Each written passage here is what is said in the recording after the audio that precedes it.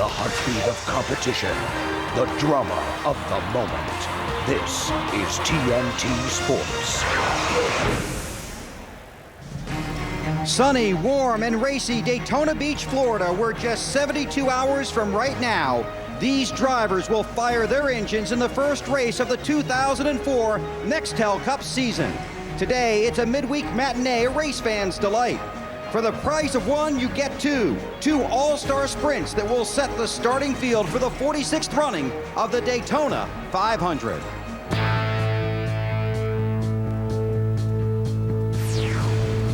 That 125 is definitely a different type of race.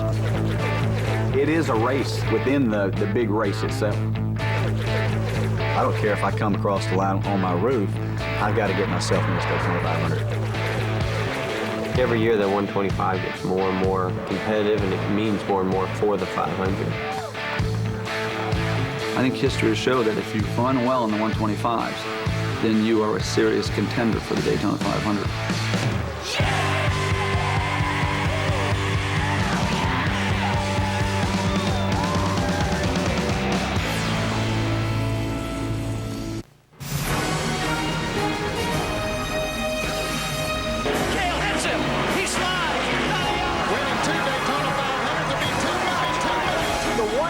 That has eluded him. TNT Sports presents the 2004 Gatorade Twin 125's live from Daytona Beach, Florida. For race fans, this is one of the most popular dates on the schedule.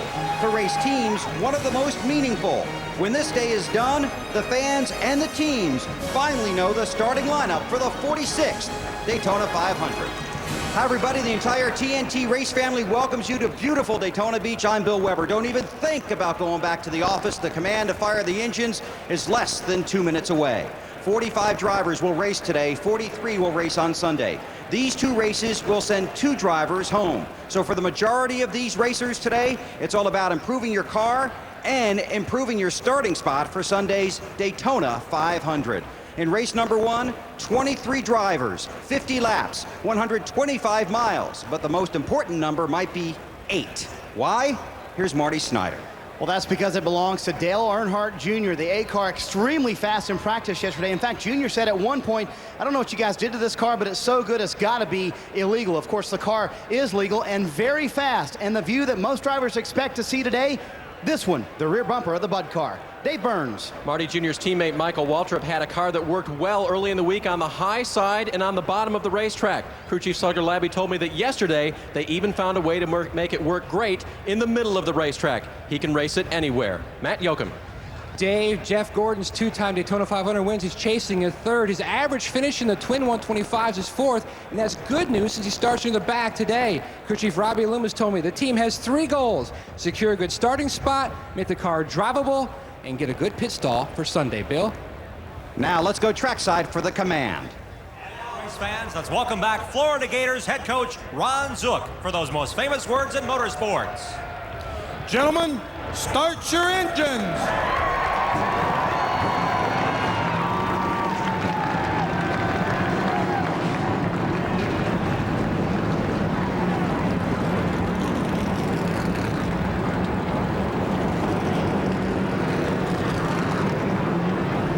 A sunsplash day of pleasure and pressure. The dash into the Daytona 500 is about to begin on a windy day. Temperature in the mid-80s. The green flag coming up.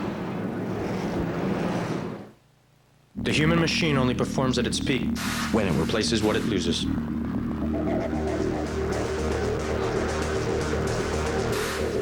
That's why Gatorade puts back the sodium, potassium, and carbs water does not have.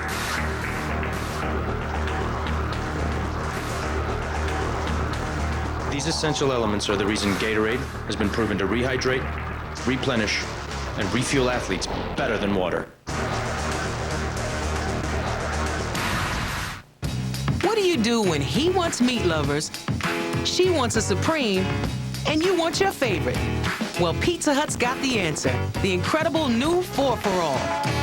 4 individual pizzas filling one box from corner to corner for just $11.99. All on a not too thick, not too thin crust. The one and only 4-for-All. Just $11.99 only at Pizza Hut.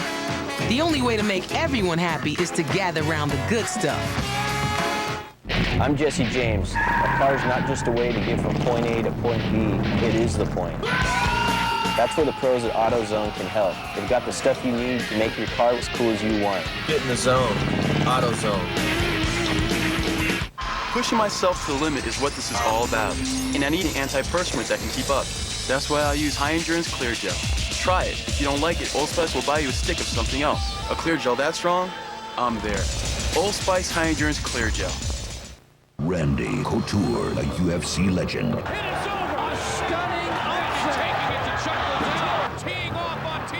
Vitor the Phenom belt for his back. And he wants Randy's belt. Two of the UFC's most popular fighters collide in an epic rematch. This time for the UFC light heavyweight title. Miller Lite presents the Ultimate Fighting Championship, UFC 46, on pay-per-view. Skin always felt this dry until an amazing new lotion brought it back to life. New Gold Bond Ultimate Healing Lotion with 7 intensive moisturizers and vitamins A, C, and E for soothing, healing protection. New Gold Bond Ultimate Healing Lotion. Ultimate moisturizing, ultimate healing. When I had a cold sore, I wouldn't leave my cube. But then my pharmacist recommended Herpecin L. It helps heal cold sores fast. Moisturizers help prevent cracking. And it even has SPF 30. Herpecin L. Every day.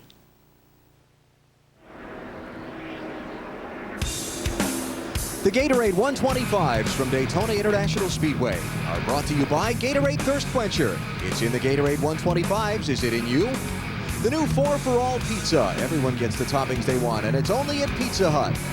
And AutoZone. Get in the zone. AutoZone.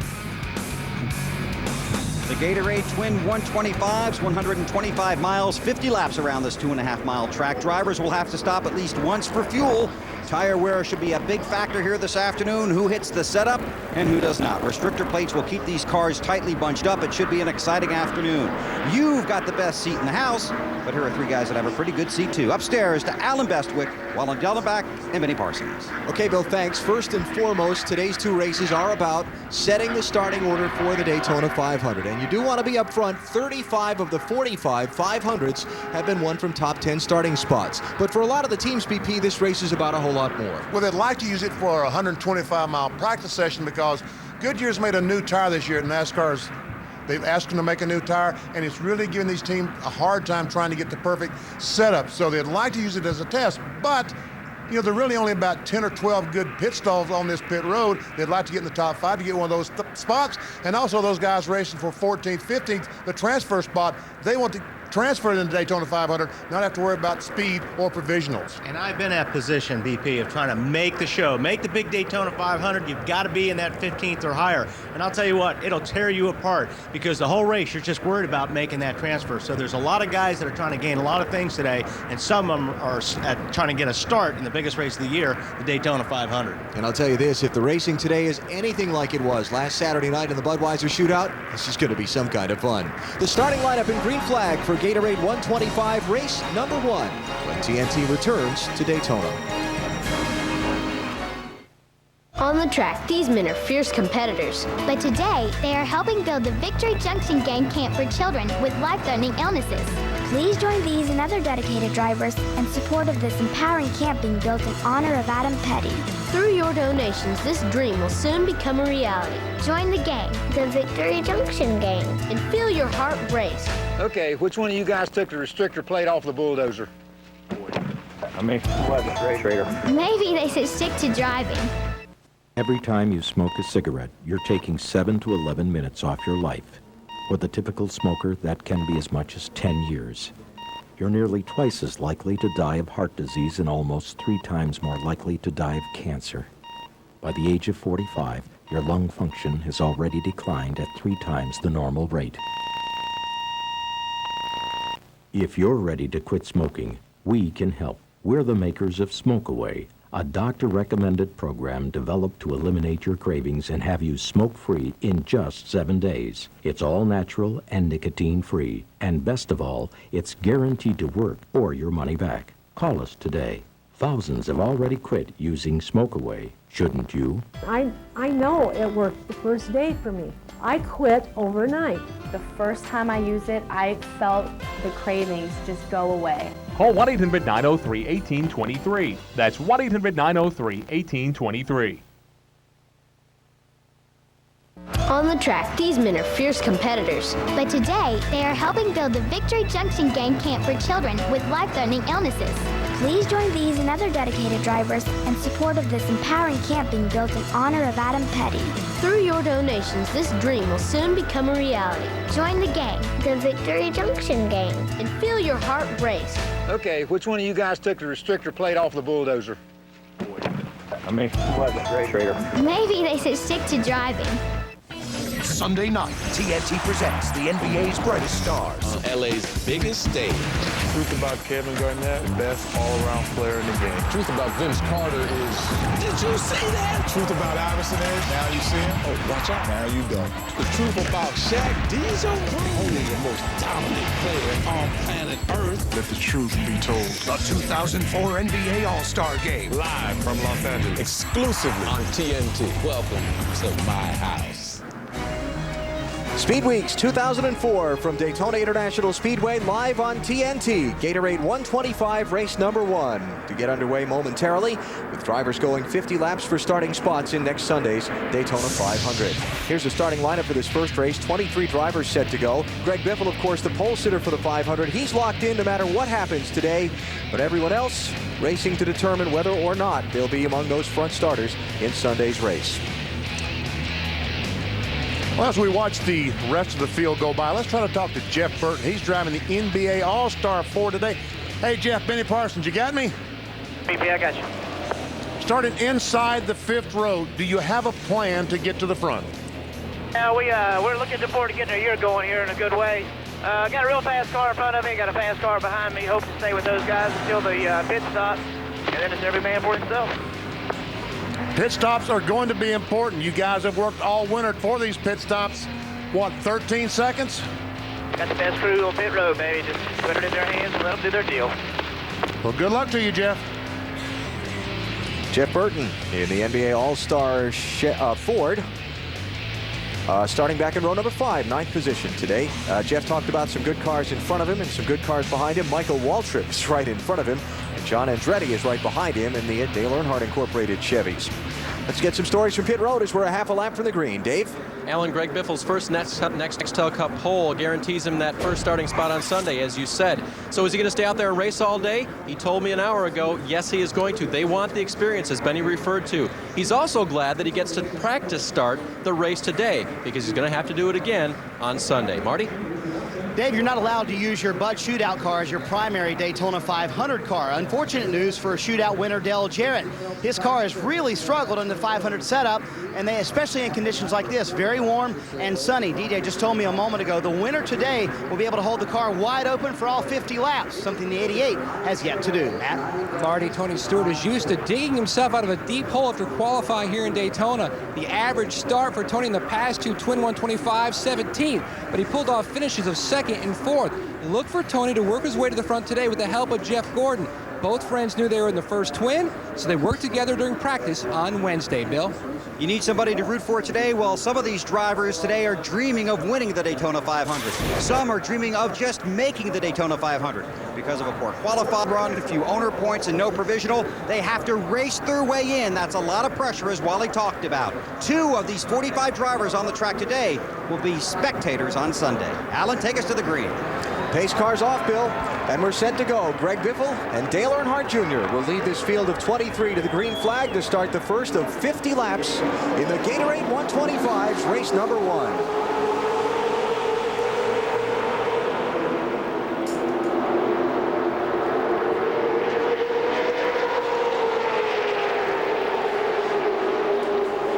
Pretty clean start, BP. And Michael is already trying to get in the middle to make it 3 wide. Talked to Slugger Labby, the crew chief, on that 15 car this morning. He felt like that the middle might be good today. I think the middle's going to be good up until about 15 laps. Then I think after these guys get 15 or 20 laps, you're not going to see too many guys running that middle. Here comes Michael. He's trying it now on the low side. And Jeff Burton, he said he had some fast cars. He's right in the middle of them. Michael Waltrip, 15, John Andretti in 1. Yep. Those 2 cars of the 3 out of the Dale Earnhardt Incorporated stable that have so dominated races here at Daytona and at its sister track, Talladega.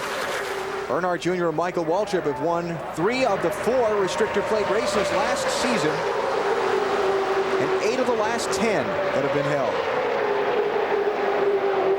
Biffle in the 16, Junior in the 8, trying to figure out which car is fastest. Somebody's smoking in there. Is that Jeff Burton? Jeff Burton. Sure looks like it. Looks like he's made contact. Maybe has fender revving the tire. All it takes is slight contact, and the sheet metal, if it bends and is very, very thin, you go in and rub the tire. Earnhardt Jr. and Biffle still side by side for the lead while the pack is in double file. A very quick refresher on how the field is set for the 500. Biffle is locked into the race.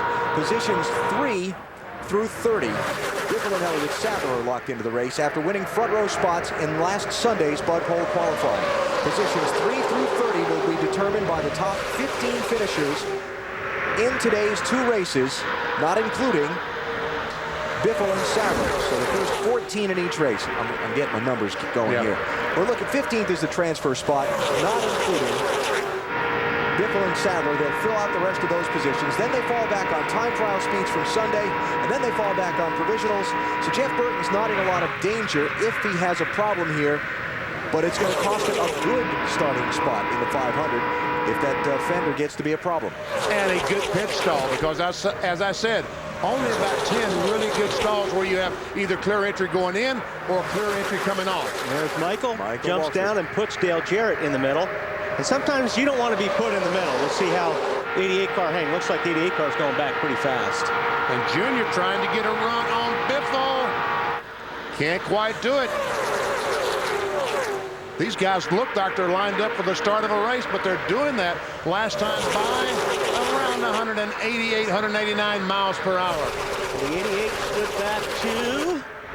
He's going to be back about 10th when they come back around, maybe a little bit farther back, Marty.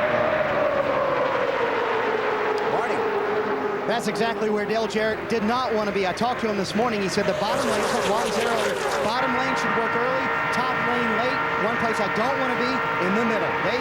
Greg Biffle wants to be out front the entire day, Marty. As you might expect, he'd like to stay out for reasons of what might happen back in the pack. He said, I got plenty of practice racing with other guys in the pack earlier this week. I'd like to lead every lap. Bill? Dale Earnhardt Jr., how about that out there? Man, oh man, this is good stuff, Bill. Yikes. Jamie McMurray did that last Saturday night in the Budweiser shootout. Remember, from the start-finish line down to turn 1, he wedged his way up there 3 wide and got a couple of spots. So you were saying, Mr. Weber? Yeah, just Junior very quiet on the radio, was concerned already about pit strategy on the pace laps, but as Marty talked about earlier, this car very strong today. Expect to see it up front over the next 4 days. Now what we've got is Michael Waltrip and Dale Jr. lined up nose to tail, so we'll see what happens with those two if they can make their way to the front. Biffle leads, McMurray second, then the side-by-side race for third. How about Jeff Gordon? He making any headway up through the pack, Matt? He is slowly climbing up the scoring pylon up to 16th. Gordon's biggest concern today, patience, not for himself, but for the other younger and inexperienced drivers in the race. He didn't want their mistake to take him out. He made funny little comments. It's funny how that front row looks so far away, yet it's just so close. Marty? Matt, after things settled down, Dale Jarrett came on the radio and said he felt like the car died for a second. The engine died. Wasn't an ignition problem. They didn't have to switch boxes. So he just felt like it died, then it came back to life. Not sure exactly what could be wrong, but he said it's not skipping right now. Just felt like it died for just a moment. And you see he's all the way back to 21st position. And Jeff Green in the 43 car is struggling right now. See the blue and orange car? Tony Stewart ran in turn 3 up on the back bumper, almost ran in the back of the 43. And now he goes on the outside, so Jeff Green some problems. Stewart is really trying to squeeze through there. Gets it done. That's going to be back for 15th place. Here Tony Stewart is trying to make some headway toward the front.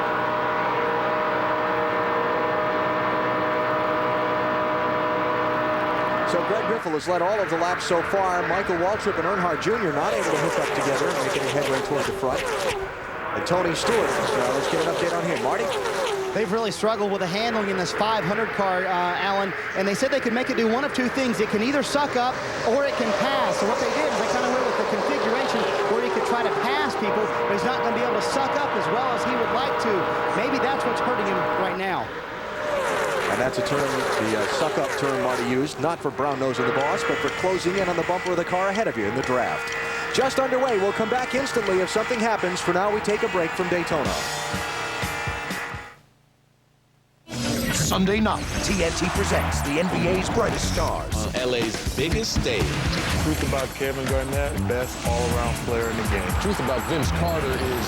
Did you see that? Truth about Iverson is, now you see him. Oh, watch out. Now you don't. The truth about Shaq Diesel, only the most dominant player on planet Earth. Let the truth be told. The 2004 NBA All-Star Game. Live from Los Angeles. Exclusively on TNT. Welcome to my house. The Gillette Young Guns. To me, shaving is just like racing. I'll do anything I can to get an advantage. So I use Mach 3 Turbo Champion from Gillette. It's the closest, most comfortable shave, even against the grain. It keeps me ahead of the competition. What are you doing in my car? Nothing. What are you guys doing? Nothing. Mach 3 Turbo Champion, the only razor used by the Gillette Young Guns. They're coming! They're coming! Domino's dots are coming! Big flavors coming your way. Introducing cheesy Domino's Dots. Smothered in delicious Colby and Monterey Jack cheese. 360 degrees of all-around fun. Get an order of cheesy Domino's Dots for 99 cents when you buy any large one-topping pizza for $9.99. Now in a manageable size. I don't know. They look pretty big to me. Get the door. It's new cheesy Domino's Dots.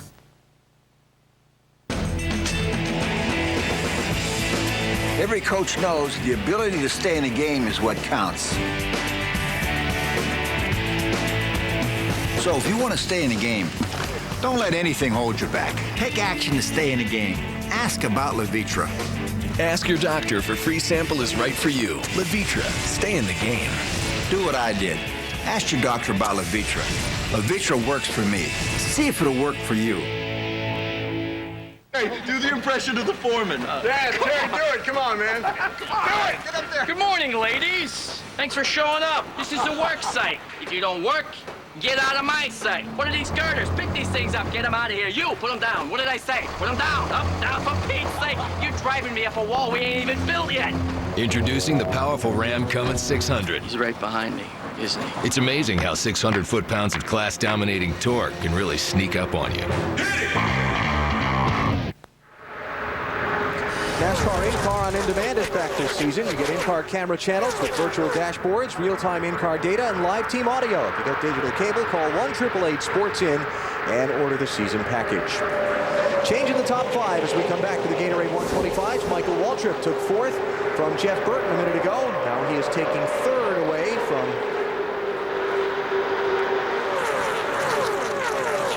Ward Burton. And Dale Jr. just not able to make any progress in that outside lane.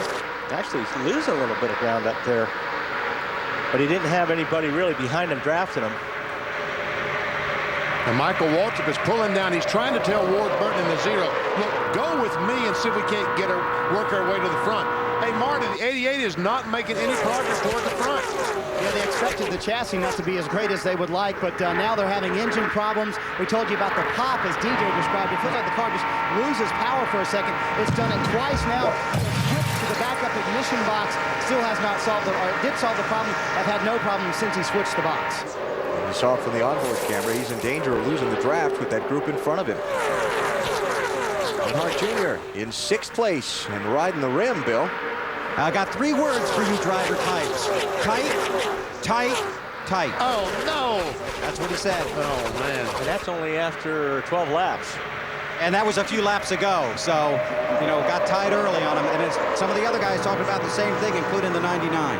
And Bill, those guys are really concerned about the car getting too tight with that new tire. Right, because it's going to get tighter as it goes along as the tire wear, right? That's right, it's going to get tighter. And Tuesday in practice, some of the guys actually had chunks coming out of the tires because their car was too tight. And that's a big-time problem when that happens. And if you're new to NASCAR, not familiar with the lingo, tight is a car that's front end doesn't stick as well as the back end, so when it goes into the corner, it wants to go straight instead of turn left. Yeah, you turn the steering wheel and the car says, I'm going straight. And eventually you're going to have to start rolling out of the throttle. Exactly. Because these guys do run around the racetrack wide open, never backing off the throttle. And if you do back off, you're in trouble. 24 of Jeff Gordon not making any progress up through the pack either, Matty. Bouncing back and forth between 13th and 17th. Jeff just keyed the mic and said the car is really tight on the low side. I messed ourselves up. I'm going to have to drop back and start all over and work my way back to the front. I cannot use the low side. I've got to use the high side, Dave. Matt, Greg Biffle can use the low side. He's used it all race long, but he radioed in 2 laps ago. I can only hold the bottom groove for another 1 or 2 laps. And you guys were talking about that right front tire and the car getting tight. Greg's car is tight, and if he keeps holding his car down there, he's working that right front harder than guys like Junior who are running up top. Weber? Dave, add the 97 of Kurt Busch to the list of drivers complaining about their car being tight. Look for a wedge adjustment, but Kurt says right now we just can't go anywhere. And right now, the thing that's really throwing the monkey wrench into the whole deal is the temperature outside. It's warmer today than it's been any day, and the cars are sliding across this pavement. And it sounded like there that Kurt Busch's car, he did back off on the throttle just a little bit there. And a really bad turn here when you're tight, DP, is turn 2, because for some reason over there, if you're down on the bottom and you have a car on the outside, you just fly up the racetrack, and you really got to jump out of the throttle. See Kurt running in 9th behind Tony Stewart and just ahead of Bobby Labonte. The 2 Joe Gibbs teammates have worked their way up from the back of the field. Stewart started 19th, Bobby started 18th. Ward Burton kind of getting cut out of the herd. Dale Jr. going by him to pick up 4th. Jeff Burton working on him for 5th.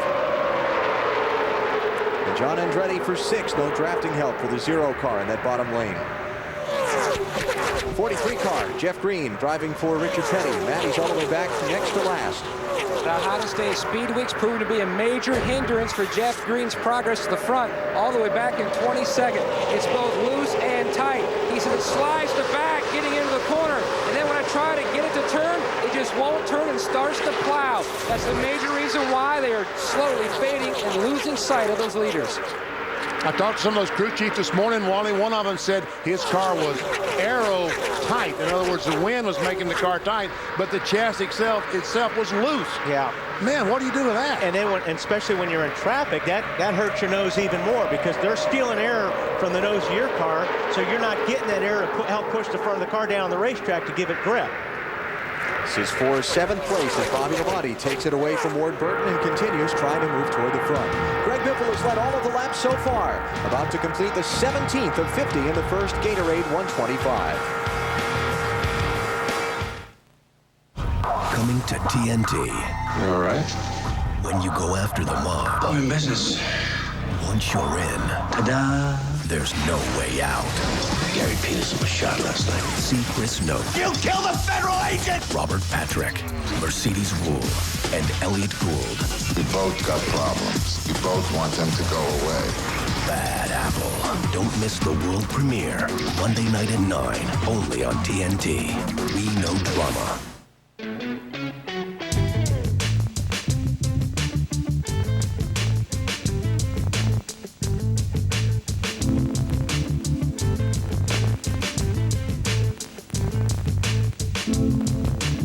With the dollar menu, I get a lot for a little. And nobody's got a problem with that.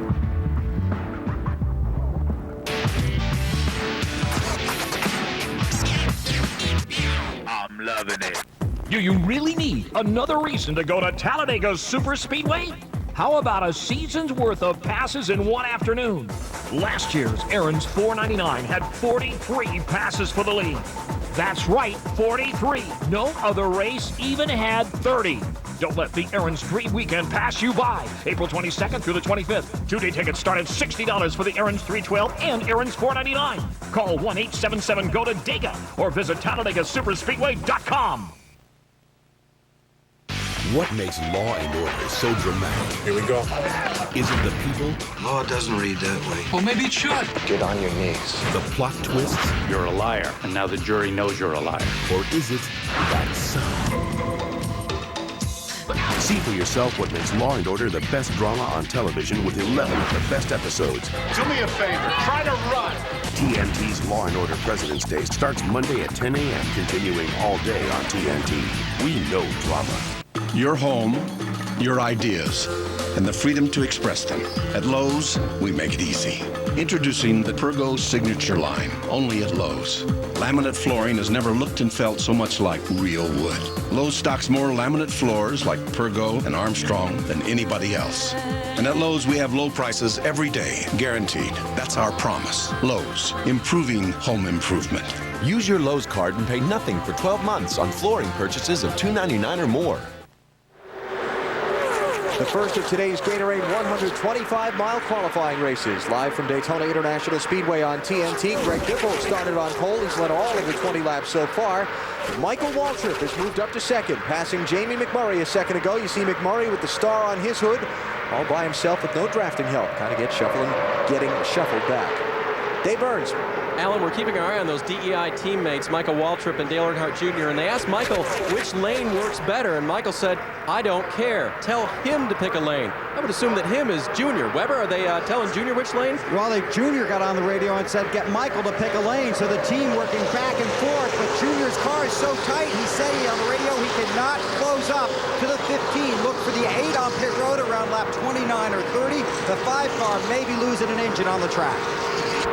Uh-oh, Terry Labonte, that would be trouble. He's back in 15th place. By the way, while you're watching the ticker come across the top of the screen, see the names in white right now. When we get to the transfer spot, which at the moment is Terry Labonte, after that, yellow. Oh, trouble off turn 2. That could right be front the tire, Scott right Riggs. Front. Yep. You see, you knew that somebody was going to lose a right front and give everyone else a break. Because those cars, all of those guys look like they're tight. They all moved to the top of the racetrack, and we still had 8 or 9 laps before they were going to pit. And now, if they pit now, they're going to have to run about 30 laps. They're going to really be sitting on pins and needles those last 10 laps. You are right. So caution out for the first time today. Comes out at lap number 22 for Scott Riggs, who was running in 18th place and had trouble off of turn number 2 in the 10 car.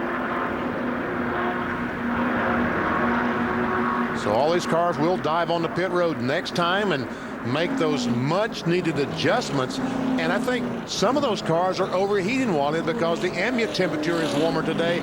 They use tape on the grill so they only allow so much air to go through to cool the radiator. It's been 210 degrees. As the ambient temperature goes up, so does the water temperature inside the car. They got to get some of that tape off, which will hurt their handling. Right, that's right, because when you take the tape off the front, you open up that grill more, and it takes downforce off the front of the car. So, yes, BP, that's going to make these cars push even more. Check out what happened to Scott Riggs, top of the screen. He was in the corner. Yeah, way up there. In between 1 or 2. That might be a situation. Someone was talking about getting loose going in the corner. You know, it may be he got the car loose. It certainly looked like a right front tire, but we'll find out. Just one of our crack pit reporters. We'll find out in just a moment. Matt. BP, he was complaining the car had a terrible tight condition. He tried to go to the high side to help the car out, but it just wasn't enough, obviously. Riggs with the 29th fastest time in last Sunday's qualifying, 24th in owner points this team was from last season, so he's pretty safe to be in the 500 on Sunday. But from the looks of that car, they may have to find the backup car. Matt, did Scott say anything? Did he just go up and the car push into the wall, or? Still checking on that part of the conversation, Wally. Right now, they're just concerning themselves with trying to fix that right front fender. The cars hit pit road. Here they come.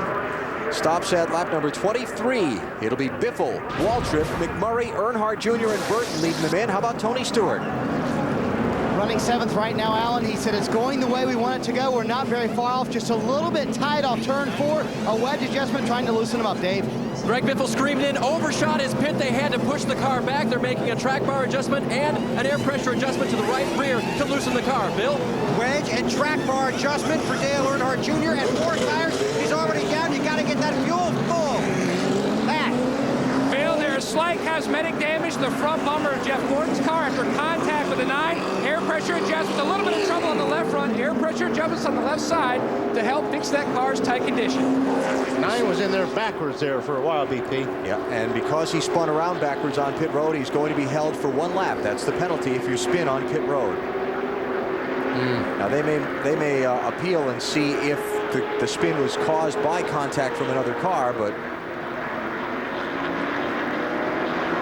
Alan, Jeff Gordon keyed his mic on his way to his pit stall, said, guys, I screwed up.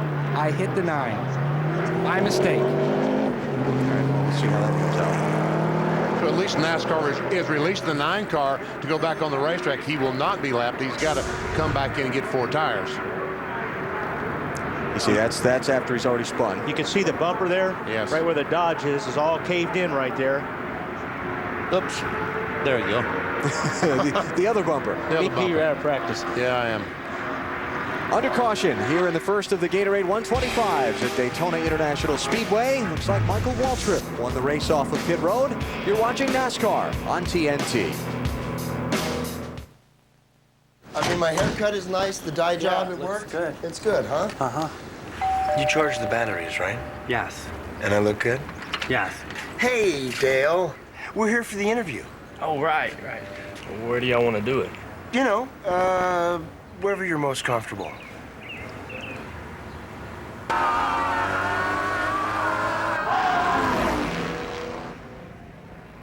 Thanks, guys.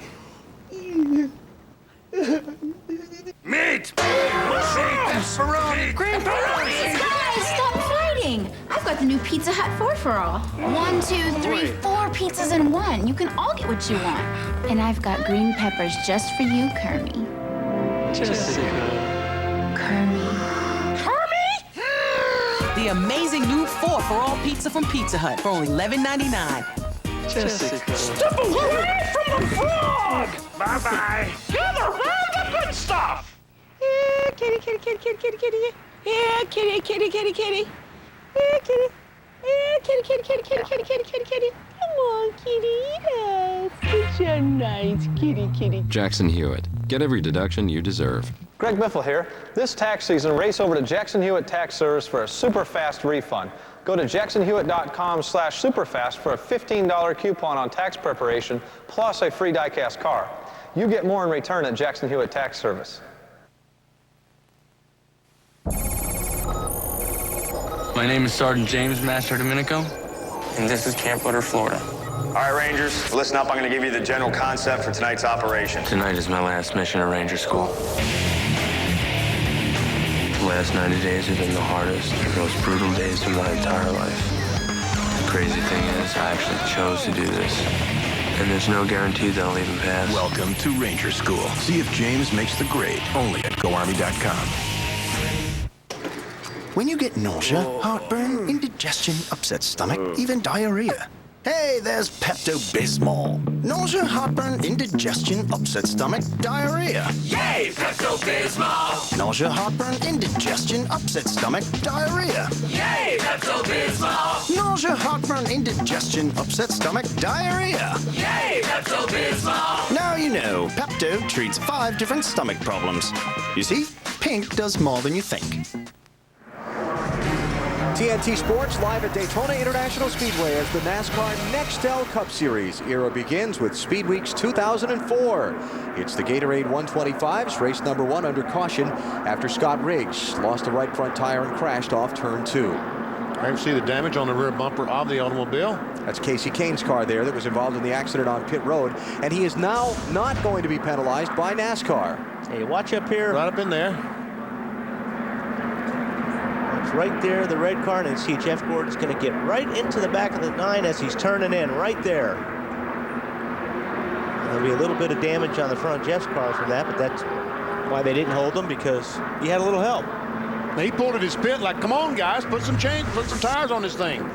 What kind of damage maybe Jeff have on the front of his car? Well, let's get a look when he comes by. Move over, Bobby. Bobby, go up to the fence there so we can see. He's not cooperating. And that's unlike him. He's a very cooperative guy. Ooh, there you go. I think that'll be okay. Maybe okay? Yep. Still clean it up. We'll take a break from Daytona on TNT. When I see great drama, I've been taken on a ride. And I like that. You have to feel wrenched in every different direction. You get those goosebumps. You can actually hear a crowd pause. There's nothing more dramatic than that. Just goes from one moment to the next. Okay, let's ride. The clock is ticking. Boom! It's a roller coaster ride, and we're with the hero on this journey, and we don't know where it's going to go. Buckle your seatbelt, Dorothy, because Kansas is going bye-bye.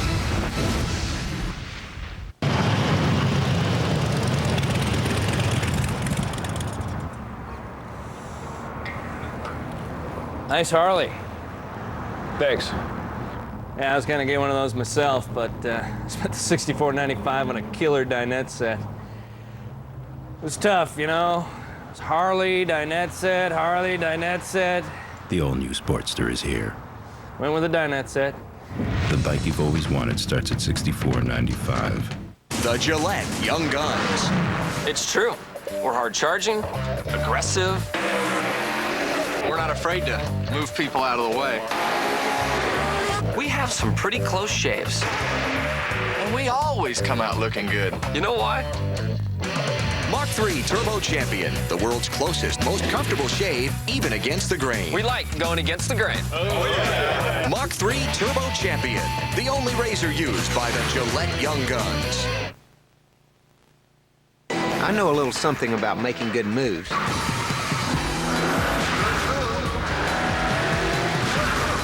Make your move. Talk to your doctor about Viagra today. To learn more, race over to Viagra.com. There are medicines just for heartburn, indigestion, upset stomach, nausea, even diarrhea. But the only leading brand to treat all five is Pepto-Bismol. Now you know. Pink does more than you think. Gentlemen, start your NASCAR is coming to IMAX. And it's racing right off the screen in IMAX 3D. Projected on a screen up to 8 stories high with 12,000 watts of digital surround sound that puts you behind the wheel. NASCAR 3D, the IMAX experience, rated PG. Racing into IMAX theaters March 12th. The Daytona 500 kicks off on Sunday with a very special pre-race ceremony. It's the Nextel Tribute to America. Be sure and tune in as Grammy Award winners Lee Greenwood and Leanne Rimes join a cast of thousands to celebrate America and the Great American Race. It's the Nextel Tribute to America Sunday during coverage of the Daytona 500 on NBC. President George W. Bush will be on hand for the 500 on Sunday, and that'll make the tribute to America a little more special, won't it? Yes, it will. Should be fun. All right, we're still cleaning up, but closing in on the start here. While they wrap up this caution flag, let's check on pit road, Matt. Jeff Gordon restarts in 10th. Robbie, what happened on pit road between your car and the 9? I guess it's one of those unfortunate situations. I guess Casey Kane had stayed out a little bit late from what I saw on TV. Didn't realize where his pit was when he checked up that time. Jeff got in the back of it. Messed up our upper grill a little bit, but DuPont Chevrolet seemed pretty good. We got 4 Goodyear Eagles on there. We'll see what we can do with it. And the tires that came off the car looked so per Robbie. Dave? Tommy Baldwin is the crew chief for Casey Kane. Did you guys talk about the incident after you saw it, and what'd you tell Casey? I told him it was really a nice job for his first Winston Cup pit stop. But, you know, it's no pressure day today. You know, we're just trying to learn. He's done a good job. Car's handling pretty good. You know, the Dodge, UAW Dodge dealer's car is it's pretty good. We're happy with it. Just pass one car at a time. Take this as a learning experience today to, you know, gain some trust with the other drivers there, and kind of lost track of where his pit stall was there. And we talked about see if we could do a couple things different for Sunday, but everything's okay. Bill Weber? This is the right front tire off the car of Kurt Busch. His crew chief, Jimmy Fennick, told me they were running it easy, running high on the track to take it easy on this right front. But Benny and Wiley, you can see how this is worn away right down to the cord here. This is just 22 laps on this right front tire off the car of Kurt Busch. Obviously, he said his car was tight. And and this didn't help it at all. Man, I hope these guys in the next race aren't watching this right now. This is not what you want to see when you got to go out there and go racing. Because the light-colored string is the cord. The next thing is the air. Yeah. Well, if anything, they've let somebody else figure out how far they can go and what the limits are. You know, one concern in the Daytona 500, I don't think it'd be too big a deal today, but the tires, the rubber's coming off the tires, they're wearing rather quickly. I think some of that rubber's going to get up in the grill and make these cars overheat. The water temperatures shoot up. Back underway, and the first one out of line is Ward Burton. Single car down on the bottom, unfortunately. Yeah, nobody's gone with him. Well, here comes Jeff. Jeff Gordon. Well, they break down. That's back for 6th place now. They're side by side.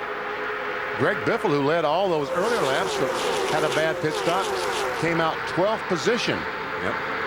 Michael Waltrip leads. Earnhardt Jr. is 2nd. Jeff Burton 3rd. Jamie McMurray 4th. And John Andretti 5th off the pit stops. Then the side-by-side race for 6th. There's a side we've never seen at Daytona before. Earnhardt Jr. pushing Waltrip. Cleared back to the line now. You guys have really separated yourselves here temporarily. Temporarily is right. Yeah, temporarily is very good. Transfer spot, Kurt Busch in 15th. And Jeff Green just outside the automatic transfer into the 500 in 16th. Bill. Allen Jr. during the caution said the car is good, and the setup was what was hurting him right then. It's good one day, bad the next, good one day, bad the next. This is a good day 4, but he says for the changes they made under the caution, they're going to try and run the bottom, hook up with Michael, and drive him around the track. We'll see how it works out. So far, so good, huh? So far, so good. We saw Junior. Oh, look out. Look out. You can't go down there. That yellow line is out of bounds. Johnny Sauter in the 30 for Richard Childress Racing. You cannot make a pass there. You've got to back up and let the car back in front of you as you pass. But Johnny Sauter doesn't seem to be past anybody down there, so he's okay. Looks like he went down there to avoid an accident, then lifted off the gas, and that lift off the gas not only put him back behind the cars he was behind, but look at the gap up to the cars he was racing with. You get out of that gas just for a second, and that's how much you lose. And then it's really hard to make that ground back up unless you've got somebody behind you pushing you. What happened? Right side of the screen. I think there just went some blocking going on there is what that was all about. That's Derek Cope in the middle car and Jeff Green in the 43. So you're right. He had no choice but to go down there to avoid running in the back of the 50 of Derek Cope. Oh, guys, play nice. Cope got in the back of the 43 car, a little bit of Jeff Green, too, right there. Well, that race for 6th is sorted out single file. Ward Burton now ahead of Jeff Gordon. Followed by Tony Stewart, Kurt Busch, and Bobby Labonte. Greg Biffle, the pole sitters, back in 11th now. Matt? And the concern is growing for Jeff Gordon. He says the water temperature peg, oil temperature peg, that damage to the grill area is probably going to force Jeff Gordon to pit road to make some repairs and cost him a great start and possibly a great pick for a pit stall for Sunday's Daytona 500. You see the freight train coming by, the 24 car. I guess he'll try to back off, getting clean air, see if the water and oil will come down, and he'll just ride around the racetrack, hoping maybe for another caution flag that he could go in and make the repairs and then try to race his way back to the front. Remember, this is what happened to Kevin Harvick last year. He and Kurt Busch tangled coming to pit road in their qualifying race, and Harvick went back out and ended up overheating and retiring from the race. Harvick started way in the back in the 500, like 31st, and he was in the top 10 when the race ended up being called for rain. So Gordon fans, don't give up hope, but it certainly adds to the degree of difficulty for winning the 500 on Sunday. Bobby Labonte, 3 wide. Tony Stewart, Kurt Busch. It's going to be for 7th place.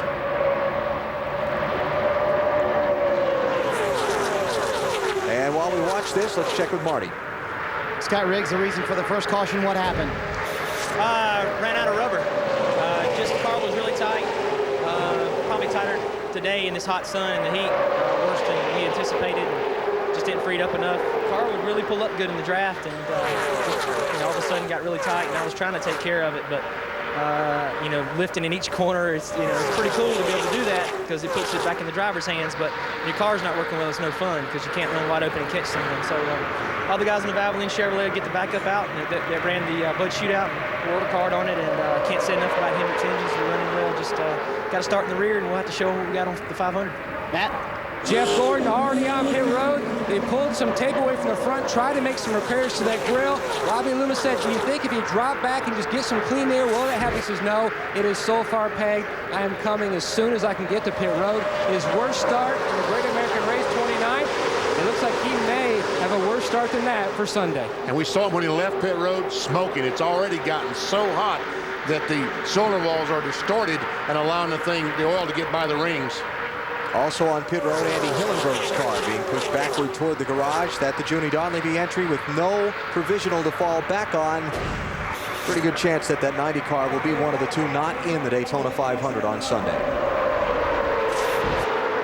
Ward Burton and Bobby Labonte for 5th place. 18 car, Labonte down low with a little drafting help from Kurt Busch. How about Jeff Burton, Bill? Trying to hang in there, lost a few spots, got trapped in the middle. They said, be careful in the middle. He said, it's not like I want to be there. But they made a small air pressure adjustment under the caution to try and help that car, which was too tight in the first half of this race. Derek Cope in that 50 car up the 9th spot right now. Yep. He's a guy that needs to be up there. Yeah, 41st on time, 43rd in last year's owner points for Derek in the 50. And so the 1990 Daytona 500 winner racing his way in as of now through his Gatorade 125. And these guys are getting this information from the spotters because you don't know where you're at unless you're way, way up there, and you're hoping that you're in that transfer spot. And spotters in your ear all the time right now telling you where you're at and where you need to go. Good Biffle rim riding there.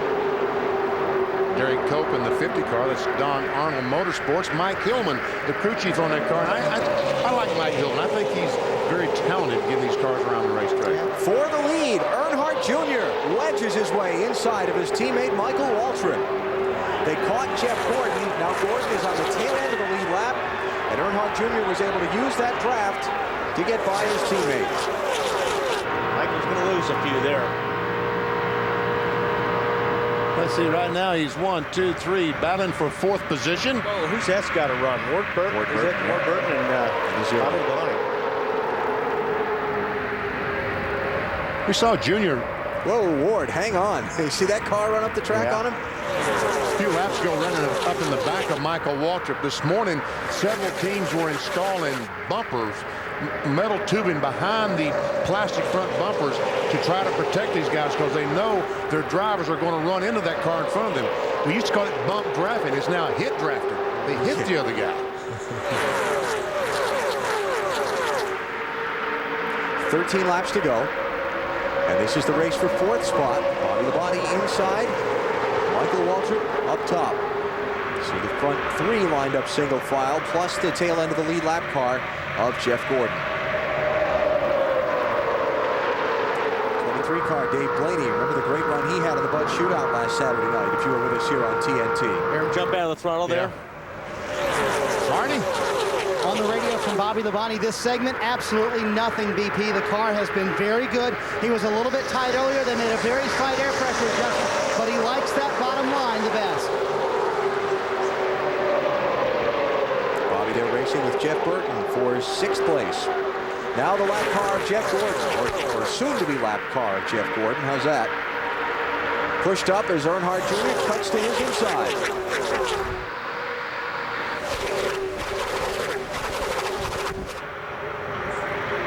Johnny Sauter, we saw that 30 car fall back earlier and go to last, but right now he's worked his way back to 13th. He's in the Daytona 500. There he is. The AOL car. Matt?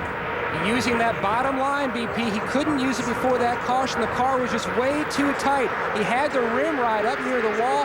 His owner, Richard Childers, on the radio, giving him advice on timing as far as which line is moving fast to try to jump in.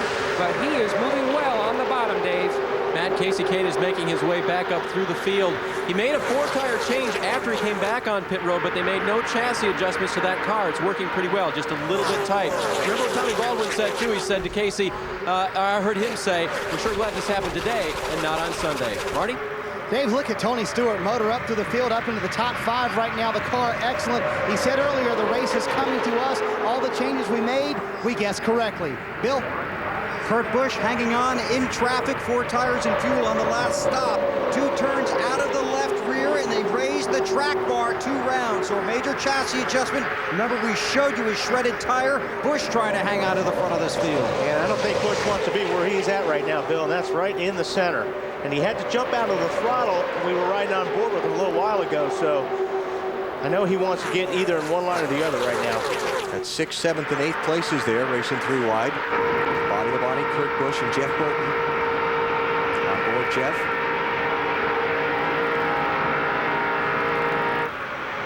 Man, look, well, these guys are going for it. Last Saturday night, that Budweiser shootout was terrific, and these guys today, they're passing at will. John Andretti up behind Bobby Labonte in the 1 car. Dave? John Andretti coming through the field as well, guys. They were just a little bit tight on that last pit stop, so they made a slight air pressure and track bar adjustment. I give you that information for the benefit of crew chief Tony Gibson, who's not here today because he's sick with the flu. Tony, get well, and those are the adjustments they made, and it's working pretty well in the 1 car. Kevin Mannion is taking over his duties today on the pit box. I'll tell you, the tough part for all these guys we've been talking about in this pack here, Dave, is that the front 3 have sailed away while they've been racing side by side. Earnhardt Jr., McMurray, and Stewart are well clear of this pack with 9 laps to go. There's a push from Biffle. Wow, look at that. That helped Kurt Busch a bunch. Got him out of the middle. Oh, Derek, hang on. Almost in the outside retaining wall in that 50 car. Almost, but not quite. That's the benefit of having teammates right there. Biffle came up and really helped that 97 car out right there. Transfer spot is the 88 and 43 race toward the end of this pack. Dale Jarrett just took the spot from Jeff Green, 15th and 16th. How about the 43, Matt? Last year's pole sitter, Jeff Green, here in the 500. He just was bumped out of that transfer spot. They are trying to hold on. Another team who is battling hot water temperatures. The water has climbed to 250, Marty. And I don't know how long Dale Jarrett can hang on to that transfer spot. The car extremely loose right now. We've heard a lot of cars being tight. DJ has been loose the entire day. He just came on the radio and said, loose as all get out, was his quote. 2nd place, Tony Stewart trying to get it away from Jamie McMurray. Got it. Big Orange, another spot to the front. And that brief little bit of side-by-side racing brought that 2nd group right up to their back bumpers. See, now just a big single file line back through the first 6. How about Stewart, Marty?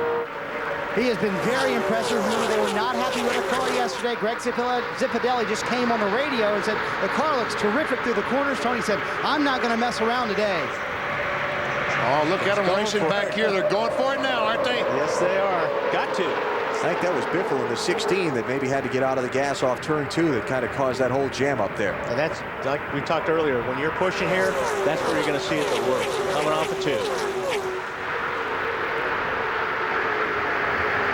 Well, right now, Junior about 4 or 5 car lengths in front of Tony Stewart, while Michael Waltrip and Ward Burton race back for 4th and 5th positions. How about Biffle? Dave? Alan, Greg just radioed in. I just can't keep it on the bottom anymore. I'm just taking care of it. Just taking care of it means because he's going to start on the pole for the Daytona 500. He just wants to be sure and have a car to be there with. You see, he had there again. You just hear that 16 car just feathering the throttle coming off of turn 2.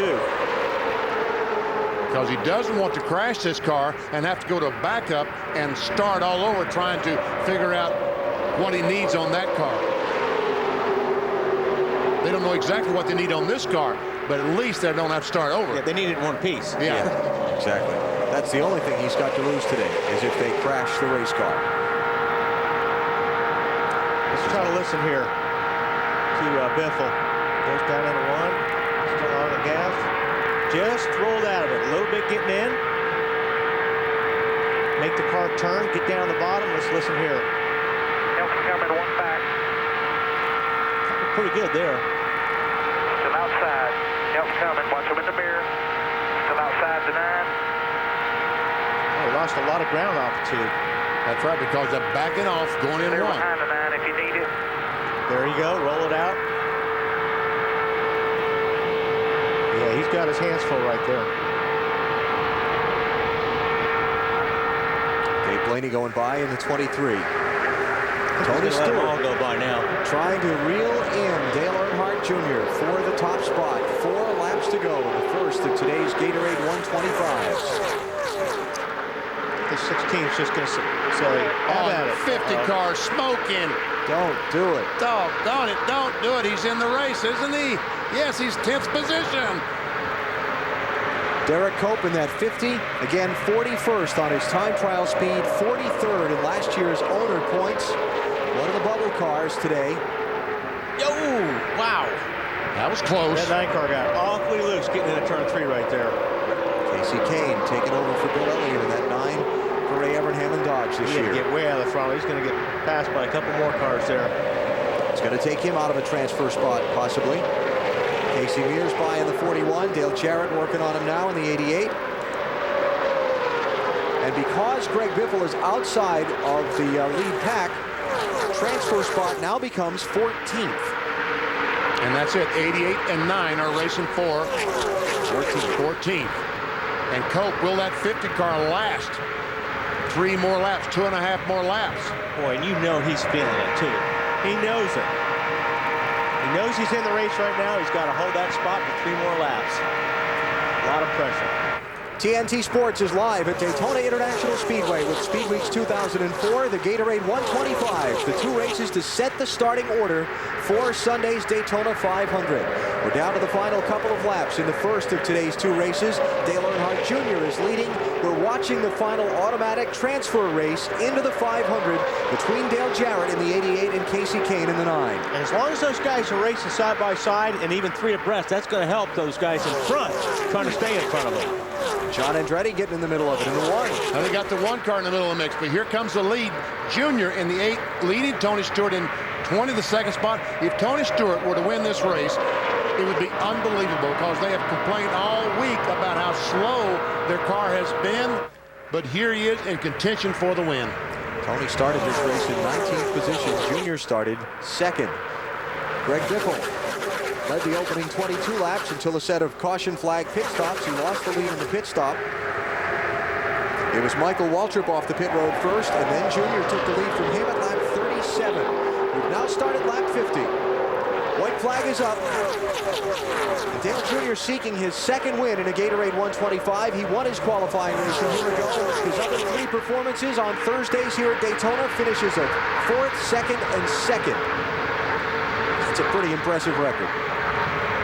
But Tony did complain about his car not being able to close up. You see that gap of 3 or 4 car lengths between him and the 8? That's really what he's complaining about. It will not make up that gap, will not close up on the back bumper of the car in front of him. Well, his father won 12 of these Thursday qualifying races at Daytona. Today, Dale Earnhardt Jr. takes his 2nd. Earnhardt Jr. wins race 1, close race for 3rd at the line with McMurray edging Michael Waltrip, it looks like. And Cope lost 2 spots on the last lap. They put him out. He finished 16th. He was running 13th. John Andretti there in the 1, just finishing outside the cut. No, he did. No, he did, because Greg Biffle passed Cope also. So Andretti got the last transfer. And the 50 car there left of screen has got to sit back and nervously watch the results of race 2 to see if he'll be in the Daytona 500 or if he'll be watching on Sunday. Let's go to Matt. And Tony Eury Sr. just climbed to the pit box, and what did you tell me? You've got a lot of work to do still?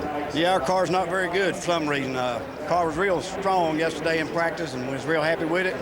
Went back today with the sun out, and it's not very good. So we pushed the right front tire off in that first 23 laps or so we run there when that caution came out. And seems like our teammate don't want to be a teammate no more. So we ended up dumping him at the end and going and win the race, all we're supposed to do. And that's the way they want to play. That's the way we're going to play. Should make for an interesting Sunday, guys. Wow, that was strong. Michael Waltrip reference there. So Dale Earnhardt Jr. picks up in the neighborhood of 50 grand for winning today's first Gatorade 125 as we check out the results. Tony Stewart from deep in the pack to 2nd. And what this means is that Earnhardt Jr. will start 3rd, Stewart 5th, McMurray 7th, and so on in Sunday's Daytona 500. This is the inside line for the lineup of the Daytona 500. There we see Andretti, the last car to transfer in today's race. And Derek Cope in 16th place. From there on down did not make the cut. They'll have to wait for the results of the second race and then go back on time trial, speed, and provisionals to fill out the 500 field. So race number 1 is over. We'll talk with some of the finishers and then set the stage for race number 2 when TNT returns to Daytona. Earnhardt Jr. takes over Wallace as we head into the final. Racing will never be the same with exclusive content on AOL and Track Pass on NASCAR.com.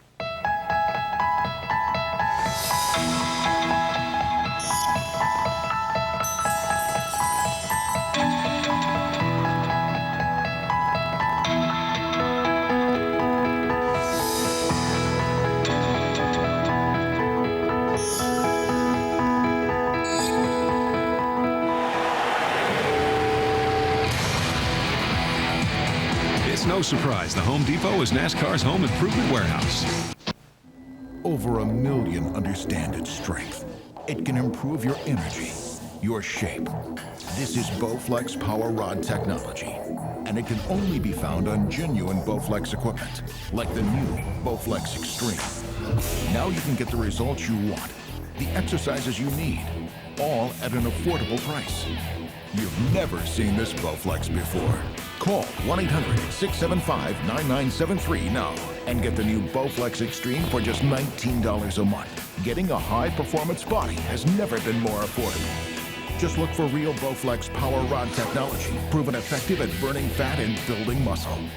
Now you can own the new Extreme for no money down and only $19 a month. The Bowflex Extreme is not available in stores. You know you're ready. Let Bowflex help you get there. Call now and get your professional quality Bowflex for only $19 a month.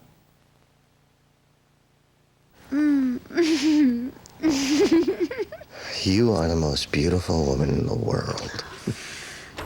Honey, I'm home. Jackson Hewitt. Get every deduction you deserve. Greg Biffle here. This tax season, race over to Jackson Hewitt Tax Service for a super fast refund. Go to jacksonhewitt.com/superfast for a $15 coupon on tax preparation plus a free die-cast car. You get more in return at Jackson Hewitt Tax Service. This is game time, my team is all hype. Offense is fast, defense is tight. The other team was nice but has no height. I throw my skates on and we could go all night. Score the game point, I'm the #1 ace. Drop my game face, meet up at our favorite place. I get that quarter pounder with cheeseburger for real. The double fills a baller up after showing my skills. The beef, the cheese, the pickles, the bun. After that, I think it's time for another run. McDonald's, I'm loving it. The Gatorade 125s from Daytona International Speedway are brought to you by Gatorade Thirst Quencher. It's in the Gatorade 125s. Is it in you? AutoZone. Get in the zone. AutoZone. And high endurance clear gel from Old Spice. Race number 1 of the Gatorade 125s is over here at Daytona. Dale Earnhardt Jr. is in Gatorade Victory Lane with our Bill Weber. And Dale Earnhardt Jr. climbs out his 7th career win at Daytona. And this is a big one. Put you in great shape for Sunday. How was it out there? Oh, real tight. Man, that first run, you know, we was racing with Greg for 4 or 5 laps, and that's it. Tires were junk after 4 laps, and I knew if I was going to win, I had to get my Michael real quick, and I knew if I didn't push him past that 24, he'd get stuck beside him or behind him one, and he did, and left a little bit of hole down there, and I was going for the win there. So, you know, the car's good. I wanted to see what my car would do out front, and it was okay out front, and you know, we got a great car for the 500s. Just got to be leading. That's all there is to it. After the race, Tony Sr. talked with Matt, and he said the 15 and the 8 didn't seem to work together, like the 15 maybe didn't run with you as you expected. Well, I mean, I think, you know, I was on the outside there at one point in the race early, and we had a pit stop to go, and he went to the inside and left me out there by myself, and, you know, so that kind of wrote the script for the rest of the race for me. And I was out there on my own from then on out. So should we expect to see you guys together on Sunday like we've seen in the past? Well, I mean, me and Michael will draft fine together in the future. We just didn't that day today. Me and Tony, same way. We'll race each other one race and help each other the next. But you know, you can have friends, but you can't be friends to the end. I mean, you know, you got to go for the win. But real proud of my team. I got a benchmark my daddy set as far as wins at this place I'm shooting for, and we got another one today. All right, see you Sunday. Thank you, Matt. Michael, strong comments by Tony Uri Sr. from your teammate on the 8. What happened between yourself and Junior? You know, it was a dead-end road where Junior was heading. They were all lined up on the bottom, so I just got in line. You know, it wasn't any big deal. I love Dale Jr. We worked so well together. I thought when we caught the 24, it'd be a chance for him to get me. He pushed me so strong to the 24, I couldn't turn my car to the left. He had me pushed out of the way. But, you know, Junior and I, we do a nice job on the track. Those cats on pit road of the 8, you know, you just have to take it with a grain of salt when you hear some of the stuff they come up with. You still going to work with him on Sunday? Like I said, I love Dale Jr., and we've had a lot of success together, and that will continue. I thought we did a nice job working together, and I don't blame him for getting the win. The last time I checked, they paid more if you finished first, so our Napa Chevy ran good. That was a great chance for Junior to jump on me. You know, I'm amazed that those crew guys can carry on like that, but we know what the big picture is, and the old Napa Chevy will be a part of it on Sunday. Big picture's another Daytona 500 win. Dave? Tony Stewart comes home second. And Tony, after earlier this week, I mean, are you just pleased, surprised, or are you just proud of your guys? Well, I'm somewhat surprised, I have to admit, but I'm also extremely proud of my guys. I mean, we kind of knew what position we were in the last couple of days, you know, with horsepower. So we just really worked on our car and tried to get the handling the best we could. And, you know, that's what happened today. We just outdrove those guys. We had a car that drove better than a lot of their cars. And, you know, when it came time to move around on the racetrack and go places that we needed to go, you know, we were able to do that with a good car. So I'm proud of all these guys in the Home Depot team today. This will now be Tony's best start since his outside pole in 1999. Marty? Well, Dave, inevitably the Twin 125's have some drama in them. Unfortunately, it's bad drama for Derek Cope today. You were running in the top 10, looked like you were in the field easily. Then what happened, Derek? Oh, I just tried to, I had a run at Andretti, and then he tried to, you know, move his way in line, and then he just tried to hit me in the rear and turn me sideways. I saved it, but I lost all my momentum, and then out front we're tough without nobody pushing, and I thought Mears was going to hang with me, and, you know, he got me on the outside. A mistake on my part, but, you know, just a fun race, you know, and just unfortunate that we come up a little short. We'll just have to see how the second race goes and see if we get in or not. How difficult will it be to watch that second race, Derek? I've been there before. I'll be there again probably, so I'll just get up there and what comes may, you know, we'll deal with it. But it's unfortunate for these guys because, you know, they gave me a great race car. Mike Hillman, the guys, I got oiled down the first segment. Caution come out, we come in, he freed it up, and she was good from there, and I just hung out there for a while and, you know, made some good moves and got a little bit of help, and I thought we were going to be in good shape, and then that I let Andretti in about 3 times to save his ass, and then over here, he just, little giant went crazy. The 1990 winner will have to wait to see how race 2 unfolds to see if he'll be in the 500. There's no emotion in racing. Oh, I tell you what, I love it. Already, we've had a qualifying race, and already they're emotional. Atta boys! Dale Earnhardt Jr. won the first of today's Gatorade 125's. They're gridding the cars for race number 2. We'll turn our attention in that direction when NASCAR on TNT returns to the Daytona International Speedway.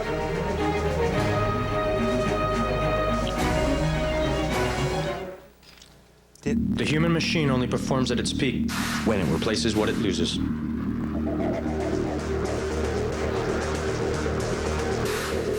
That's why Gatorade puts back the sodium, potassium, and carbs water does not have.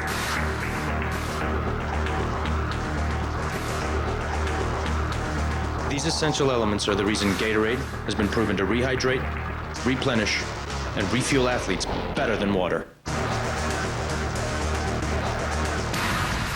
Introducing Duralast Tools. Professional-grade tools precision-engineered to take on the toughest jobs. And backed by a serious lifetime guarantee. No questions asked. New Duralast Tools. Only at AutoZone. Pushing myself to the limit is what this is all about. And I need an antiperspirant that can keep up. That's why I use High Endurance Clear Gel. Try it. If you don't like it, Old Spice will buy you a stick of something else. A Clear Gel that strong? I'm there. Old Spice High Endurance Clear Gel. We build over 700 engines a year with a staff of 70 people. The biggest problem we face is friction. It robs us of power. we're looking for two things: getting the most available power and keeping the engine alive. One of the simplest ways to reduce friction in an engine is to use Quaker State, engineered to deliver a 10% lower coefficient of friction. In the last 7 years, we've been fortunate enough to win 8 championships, and Quaker State helped us get there. The power to reduce friction. What do you do when he wants meat lovers, she wants a Supreme, and you want your favorite? Well, Pizza Hut's got the answer. The incredible new 4-for-All. 4 individual pizzas filling one box from corner to corner for just $11.99. All on a not too thick, not too thin crust. The one and only 4-for-All. Just $11.99 only at Pizza Hut. The only way to make everyone happy is to gather around the good stuff. Now playing on pay-per-view. Will you marry me? Yes. When the big day arrives, Who's excited about the wedding? you gotta have something old. Randy. What? Focus! Something new. It's time for me to boom boom with the bridesmaids. Something borrowed. You fed the ring to the dogs. It's chocolate. Give it to Mama. And something. Oh my God. This is one of those moments you're gonna remember for the rest of your life. You bet it is. American Wedding. Now playing on pay-per-view.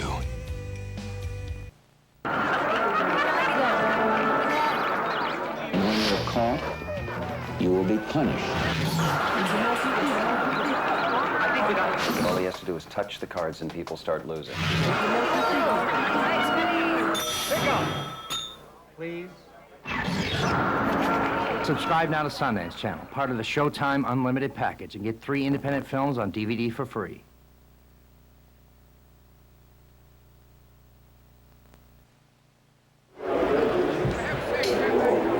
Huge sports week here on TNT, from Daytona and NASCAR Speed Weeks to Hollywood and the NBA All-Star Game.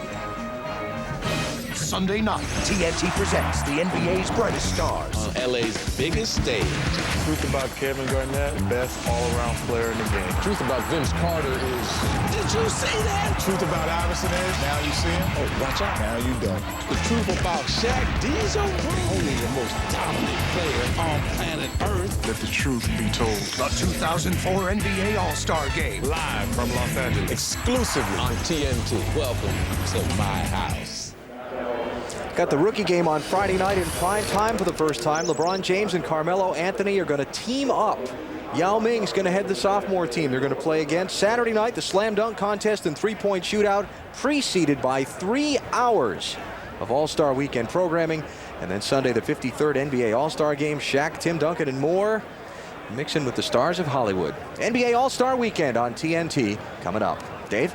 And the man who carried those All-Star colors, Jeff Burton, to a 5th-place run here. And I heard you describe an imperfect race car to other guys. Well, we've got a mechanical issue going on with, I don't know what it is. The thing quits running. It misses and pops, and then it does it the whole rest of the race. The first 5 or 7 laps, it's fine. And then it'll start doing it. It's done it every day, and we can't find it. We've changed everything in the car, and I just can't seem to find it. The handle's pretty good. It's not quite as good as it needs to be, but if we can get that thing out of it, it's going to go real fast. All right, more work to do, but a great starting spot for Jeff Burton. Alan? He's kind of describing the same thing the pit reporters were telling us about from Dale Jarrett's car earlier, too. Race number 2 is next on TNT when we come back to Daytona. NBA All-Star 2004 is coming to TNT. Live from LA. Tomorrow night, the NBA's young guns square off in the Got Milk Rookie Challenge. Then on Saturday, it's a head-to-head competition of skill, accuracy, and flight. It's NBA All-Star Saturday night, presented by America Online. And on Sunday, the NBA's brightest stars on LA's biggest stage at the 2004 NBA All-Star Game. Don't miss NBA All-Star 2004 exclusively on TNT. I'll call you when I get to LA.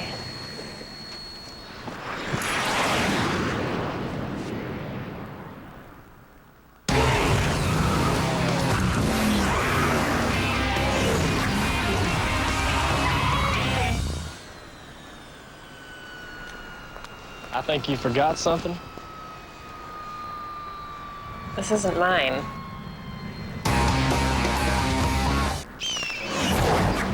They're coming! They're coming!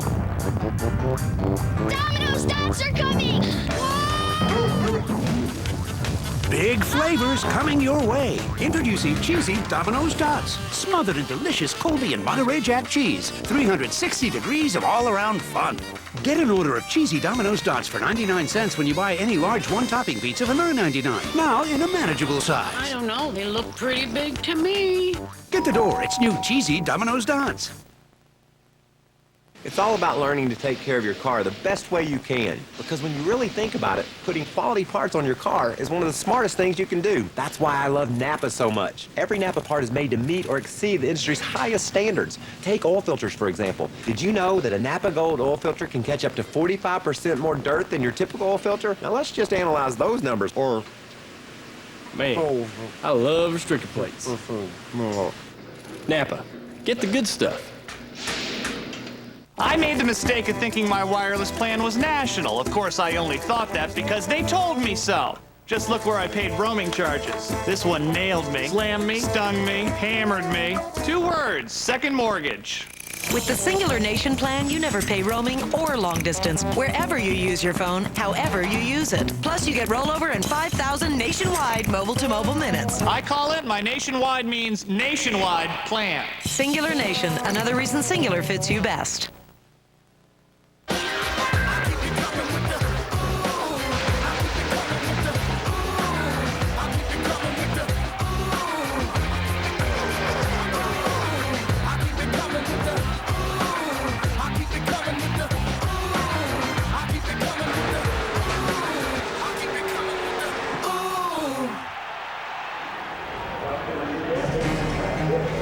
TNT's live coverage of NASCAR continues as we get ready for the second of the 2 Gatorade Twin 125 qualifying races. These guys got to sit and watch and learn in race number 1. We'll see what happens in race number 2. It's a 22-car field. They're paused for the command. So let's go trackside and get the engine started for race number 2. And now here to give the command is the Grand Marshal of Gatorade race number 2, Curtis Lepley, the merchandising manager of South Florida ExxonMobil. Gentlemen, start your engines.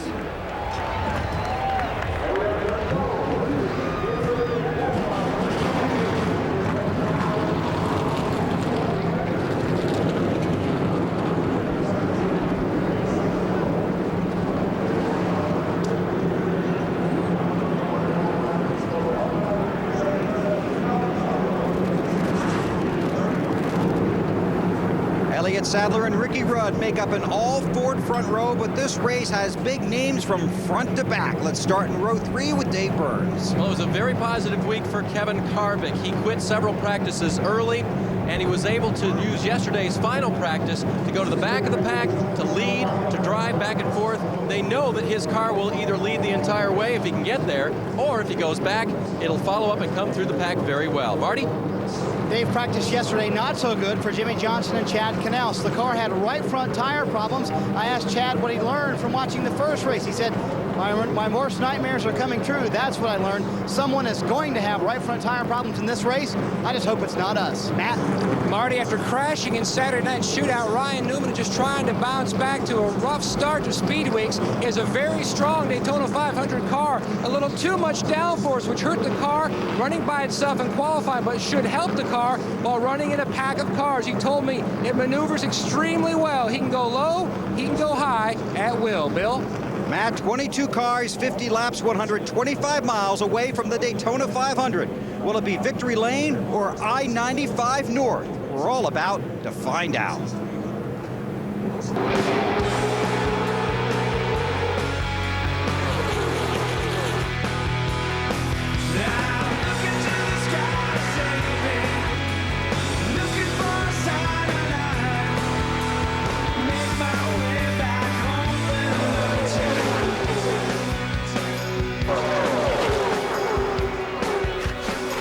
Well, his father won 12 of these Thursday qualifying races at Daytona. Today, Dale Earnhardt Jr. takes his second.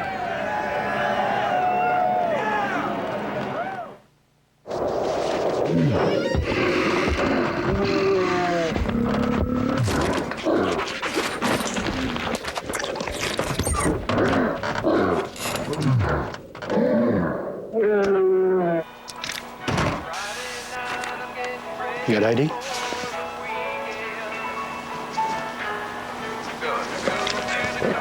Okay. Nothing goes better with leftovers than some ice-cold Pepsi. It's the cola. You dream of a better life? Well, that's the first step to making it happen. The next is to call Ameripause. They've helped me make a great living from the prepaid wireless revolution. By owning Ameripause point-of-sale terminals, I link the largest providers of wireless services with retail locations. This is the fastest growing segment of the telecom industry. It's projected to grow 250% in the next 4 years. My Ameripause terminals sell prepaid cellular service, prepaid long-distance phone cards, prepaid internet access cards, and many other items. And the profits can be enormous. I receive a monthly check for each terminal I own, and the terminals do all the work. They make money whether I'm awake or asleep, and it only takes a few hours a week to run my business. Ameripause secures the best locations with huge consumer traffic. But you better call now because the best locations are going fast. Ameripause is your next step to a better life.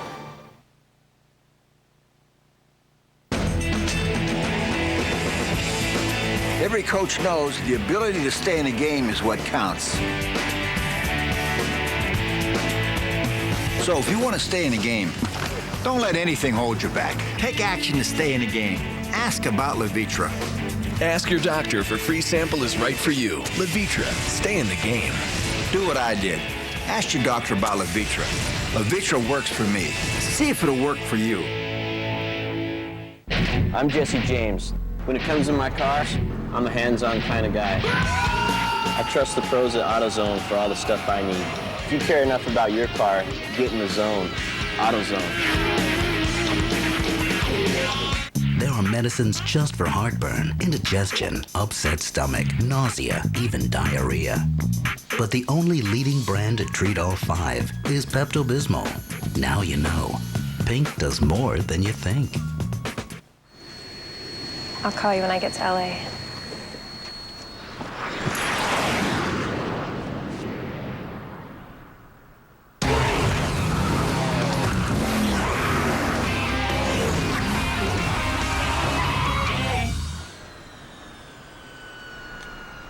I think you forgot something.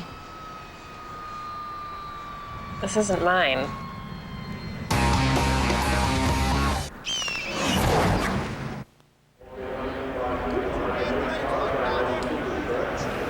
Welcome back to Daytona. Why do you really want a good starting spot for Sunday? Well, only twice has the Daytona 500 been won by a driver starting outside the top 20.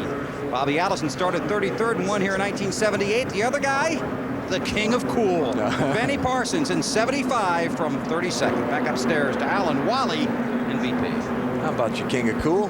Thank you very much, Bill. There you go. All right, let's take a look at the lineup for the second of today's qualifying races to set that starting field for the Daytona 500. Elliott Sadler winning the outside pole last Sunday in Bud Pole qualifying. He's locked into the 500. This is a test session from him. Everyone else trying to grab one of the other top 14 finishing positions besides Elliott Sadler to get a locked-in up-front spot for Sunday's race. Great qualifying run for Kevin LePage and Joe Nemechek back in row 2. And Harvick, Sterling Marlin, I think they will be heard from before this race is over. Heard a concern on the part of Jimmy Johnson's team over the tire issue here. He's going to come from row 4 with Rusty Wallace. Jeremy Mayfield will drop to the back of the field. His team changed an engine during the week this week. And in row 6, Robbie Gordon. You know, Dave Burns was talking about Harvick having a good car, not putting a lot of laps. Another guy, Robbie Gordon, pretty happy with his car. Hey, Robbie, this is Wally up in the booth. Can you hear me? Hit him again. How about it, Robbie? This is Wally up in the booth. Can you hear me okay? Hi, Wally. How are you? Doing good. Now, you had a car cover on your car most of the day yesterday, and that's usually a good sign from a driver. You must be pretty happy with that car right now. So excited about our car. It was pretty fast in both the practices. We think we have a good race car. Obviously, the key to today is getting through here with a clean car. We won the 125 last year, but we're not going to take any unnecessary chances. Try to save this thing for the 500. One thing we do know is this car is better than the one we have in the trailer. Well, that's good. Now, you watched the first race. Any concerns with tires for you guys? You guys pretty good? Did some 25-lap runs in practice. We feel pretty good about our car. You know, it does concern me we have it running this kind of temperature. It's the hottest it's been down here. I was able to talk to both Greg Biffle and Johnny Sauter, and they said they definitely both of them had tire issues. Unfortunately, our car was already pushed through tech at that time, so there's nothing you can do about it until after the first stop. I'm sure Chris Andrews and everybody on the Singular Wireless team will make some changes to it, and hopefully it's the right one so we can take this thing to the front. Okay, Robbie, hope so. Good luck. Thank you. Robbie Gordon, defending winner of his Gatorade 125, going to line up in row 6. Race number 2 starts when we come back to Daytona. Business. Ta-da! The cop, the mob, the crime, the twist. Chris Noth. You killed a federal agent! Robert Patrick, Mercedes Rule, and Elliot Gould. Bad Apple. Don't miss the world premiere, Monday night at 9, only on TNT. We know drama. If a relaxing moment turns into the right moment, will you be ready? Introducing Cialis, the first tablet for erectile dysfunction that gives you up to 36 hours to choose the moment that's right for you and your partner. New Cialis goes to work fast and can work for up to 36 hours. Cialis is not for everyone. If you take nitrates for chest pain or certain alpha blockers for prostate problems or high blood pressure, do not take Cialis. Such combinations could cause a sudden unsafe drop in blood pressure. Don't drink alcohol in excess with Cialis. The most common side effects were headache, upset stomach, delayed backache, or muscle ache. Erections lasting longer than 4 hours, though rare, require immediate medical help. Discuss your health status with your doctor to ensure Cialis is right for you and you are healthy enough for sexual activity. Ask your doctor if a free sample of prescription Cialis is right for you. 36-hour Cialis. When the moment is right, will you be ready?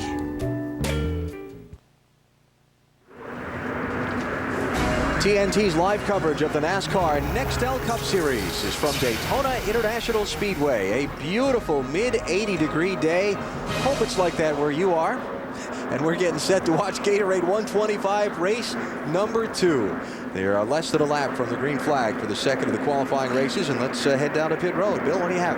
Alan Elliott Sadler will start on the front row for the Daytona 500. Will he protect his car today? No. Crew Chief Todd Parrott says they will race for the win. Ricky Rudd won the pole here in '83. His best finish third in '81. His best chance to win the Daytona 500 might be 2004. We'll see what happens. Matt? Bill, the window for Rusty Wallace to win his first Daytona 500 is slowly closing. 0 for 21. If this is the magic year, he needs to help himself today with a strong starting spot. But what the 2 team has to deal with, 2 new pit crew members. They tested guys yesterday, put them on a plane today. A new jackman and tire carrier for Rusty Wallace, Dave. And Mark Martin is also looking for his first Daytona win. He has been using words like perfect to describe his car all week long, and he just radioed to his guys, this is a warm-up for Sunday. We can do this thing. Marty?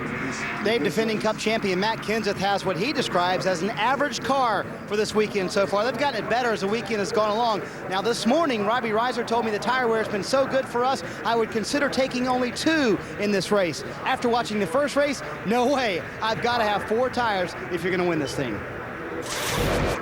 All right, so the stories from pit road as we get ready for the green flag in Gatorade 125 race number 2. 50 laps is the distance today. The pit window, the 25 if they make it there. We saw the caution come out for a tire problem on Scott Riggs' car in the first qualifying race at lap 22. That's exactly right. Now and all these guys are concerned about that. So I doubt very seriously these teams will run these drivers much past lap 25 if it's perfect. The top 14 finishers, not including Elliott Sadler, automatically transfer into the Daytona 500 on Sunday. Pace car is coming off. Crowd is standing up. And the green flag is about to wave here on Gatorade 125 race number 2.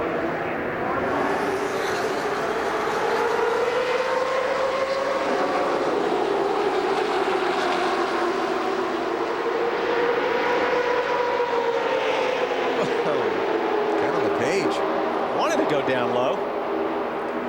Nice drafting push from Kevin Harvick behind him in the 29. And so the inside lane starts to move forward.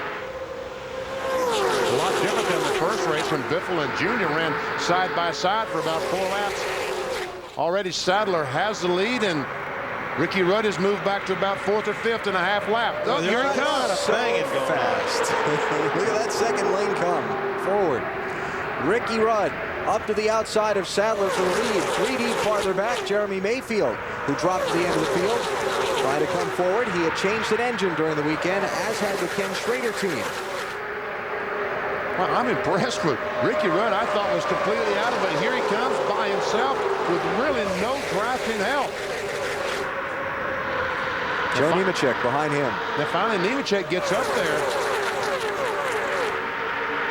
The 0-1 car of Nemechek this morning, Ryan Pemberton and the crew installed a bar behind the front bumper so he could go up and knock those drivers past their competitors. And Joe was pretty concerned about tire issues a couple of days ago. Talking with him this morning, he said that they thought they got the car a lot better, so they weren't as concerned about it as they were a couple of days ago, but it's still there. It's Mike Skinner back in the middle of that group in that blue car trying to work his way to the front. Another car that really needs to get in the top 15. Yeah, Skinner with no provisional to fall back on because this is an extra car out of the Richard Childress shop this week.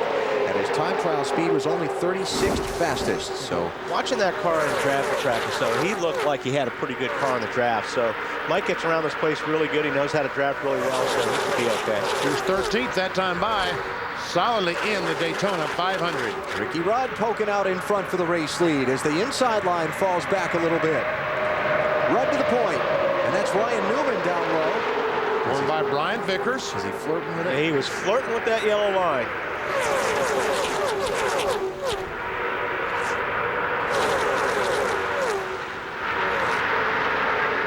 Wally's a pretty cool customer up here in the booth. He's pretty relaxed when he sits back in his chair and watches, but when he jumps up to the edge of his seat and starts looking and pointing, something's got his attention. That's right. There's that 3 deep. Who's that, Jimmy Johnson? Jimmy up Johnson there? in the center. Then you've got Robbie Gordon there. Matt, has Robbie said anything about the 31 car? Robbie Gordon talking to a spotter says the middle is just not working. Right before the green, Richard Childress said, you need to conserve the wear on that right front tire. Go to the high side and just save it. Robbie said 10-4. I've already talked to Johnny. He's trying to work his way up to the high line. Yeah, that sometimes takes 5 or 6 laps to get an opening to where you can get up in the high line. Right now, he's tucked in behind Ricky Craven. Did you see Yeah, these guys Sterling are just Marlin cutting it close. in the Coors Light car? The silver machine just about got into the left rear of Joe Nemechek, trying to get underneath him and fill that gap in the trial. That's for 3rd place. Harvick in the middle now.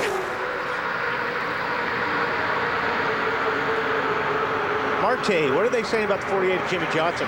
Well, it's not a lot of fun to be in the middle, is it? No, it's not, especially if you're not handling. He said, tell the 17, I didn't mean to be so aggressive, but I had to get to the top. I couldn't be in the middle any longer. Yeah. It's a different day. We saw some of that going on in the Bud Shootout at night, but, you know, the track is slippery right now. It's hot. There's a lot more temperature. I just don't think you want to be there. Ricky Craven is there now. Again, you're right. He doesn't want to be there, but now he's clear. He could go up if he wants. How about Ricky Craven, Matty? One advantage, Alan, to running in the second Twin 125. You can listen on the radios to what the other teams were talking about during the first Twin. They heard so many teams running hot. Ricky Craven's team took a little extra tape off that front grille just so when they were tucked up for traffic, the car would not be running too hot. Now they got Harvick going to try to go through the middle. Boy. I don't know if that's going to work or not. Got a pretty good run on Kevin LePage right there, but he might pull it off. Got Craven behind him. He'll be about the 5th position on back. How about the champion, Matt Kenseth, Marty? And speaking of listening on the radio, that's exactly what Robbie Reiser did during the first Twin 125, just like Matt was just talking about. The one thing he learned, cars were very tight in that session. He was worried the 17 would be too tight. He said, I don't think we have it freed up enough, so that first stop for us will be very critical. At 3 deep races for 8th position. Kevin LePage on the inside. Ricky Craven in the middle. And Matt Kenseth up on the outside. Robbie Gordon drops down behind LePage. He's going to give him a push, maybe? Not quite. And Vickers is trying to push the 32 of Ricky Craven. That's Vickers in the blue and black 25. A Rebesses rookie challenger this year. So excited at the prospect of racing in his first Daytona 500 on Sunday. I asked Ryan, he was the NASCAR Busch Series champion last year, and I wondered what was the biggest difference in the Busch and the Cup. And he said, man, these Cup guys, they are aggressive. They go for it every lap. Marty? That's exactly what I was going to say. I talked to him this morning about the same thing. He said he couldn't believe how aggressive these guys were. He had to step up his game a little bit. He said to me, this ain't the Busch Series. Nope, troubles. We got somebody pushing out water out there all of a sudden. Kevin LePage. Yeah. Look at the motor. There you go. That's too bad. Kevin started this race in 3rd position. He'll be in the 500, no problem. He had the 6th fastest time trial speed to fall back on. But they have some work to do between now and Sunday on the 4-car. Ricky Rudd, Elliott Sadler, Sterling Marlin, top 3. A little breakaway at the front of the Gatorade 125, race number 2. Law and Order. You're in contempt, Mr. McCoy. After 13 seasons and 300 episodes, the original still remains the best.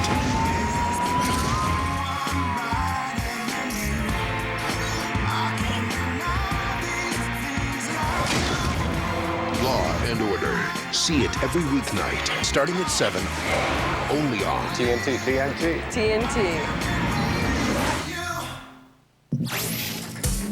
Sandlots, half pipes, half court, center field, rec centers, rec leagues, major leagues, and labs. Super Bowl, bar bowl, windstorm, windmills, sweat chambers, and labs. Turf, grass, mud, sand, schoolyard, backyard, the garden, the swamp, the vet, the vent, the pit, the park, the lake, the jake, the bar, Dean Dome, Sky Dome, and labs. Venice, truckers, old school, new school, home, Gatorade. Tested in labs, proven everywhere.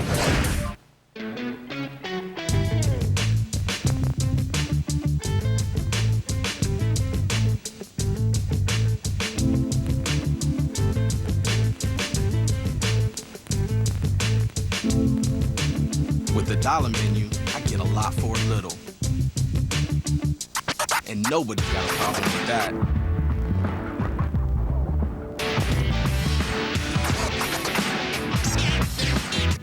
I'm loving it. Now what? Right at Master. Now, left at Rerun. Okay, left at my girlfriend's. Focus. All right, left at hanging with Stewart. Now, look for Gordon's biggest fan. Hey, bring the scanners. Back down the stairs. Walkie-talkies get it done. Next time. Girlfriends. You know, being teammates is about more than just helping each other win races every week. It's also about helping each other learn. That's right. Michael has taught me that Napa parts are as good or better than the parts that came on your own car, and that Napa parts professionals can always help you get the job done right the first time. Yeah, and Junior taught me how to do this. I'm not taking credit for that. That needs just a little work there, bud. TNT Sports live at Daytona International Speedway with the NASCAR Nextel Cup Series. Looking to set the starting field for Sunday's Daytona 500. This is the second of today's Gatorade 125's.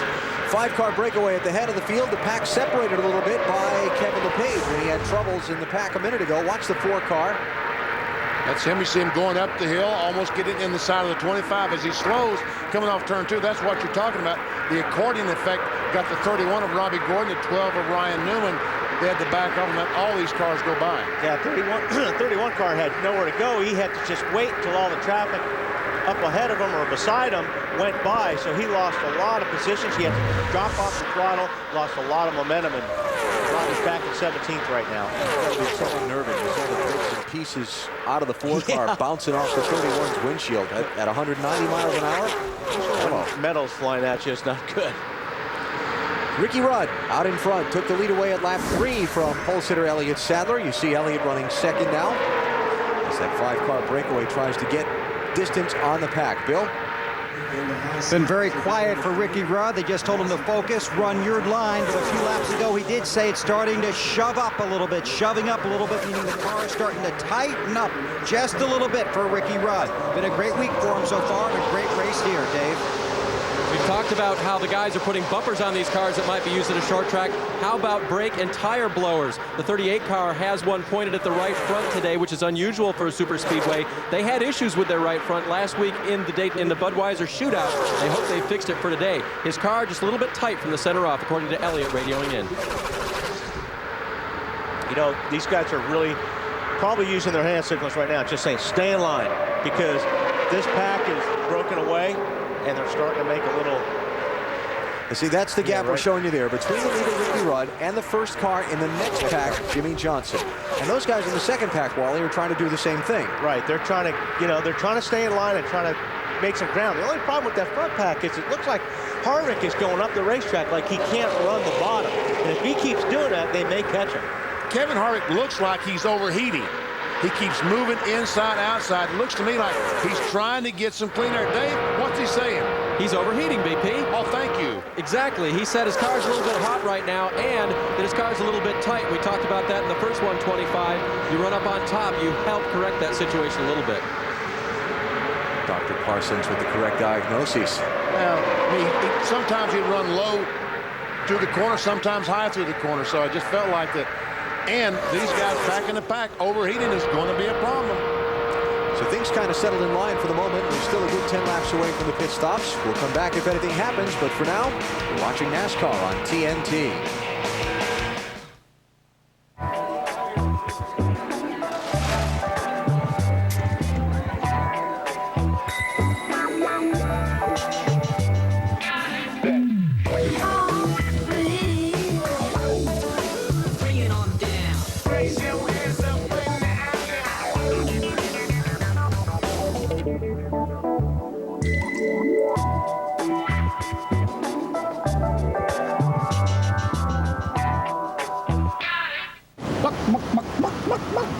Hey, chicken, little man. There you go. Chicken. Who doesn't love chicken? Spicy, spicy, spicy.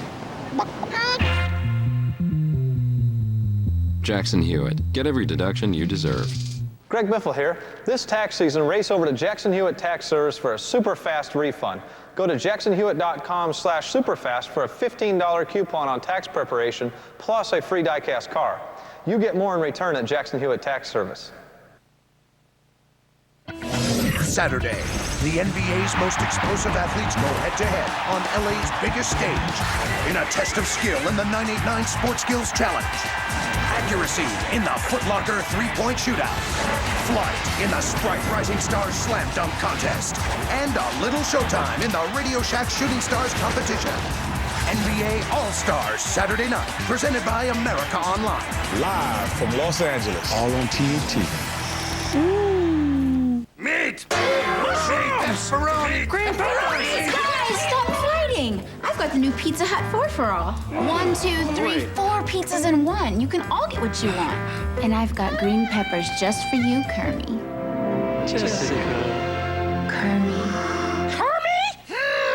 The amazing new 4 for all pizza from Pizza Hut for only $11.99. Jessica. Step away from the frog! Bye-bye. Gather around the good stuff! Lots more racing from Daytona coming up this weekend. Saturday on NBC at noon Eastern Time. The Hershey's Kisses 300 for the NASCAR Busch Series. And then Sunday at noon Eastern on NBC, the Daytona 500. Coverage starting with Discover Card Countdown to Green. And don't forget our encore presentation of the 500 Monday night, 2 a.m. Eastern on TNT. If you just want to see it again, there it is.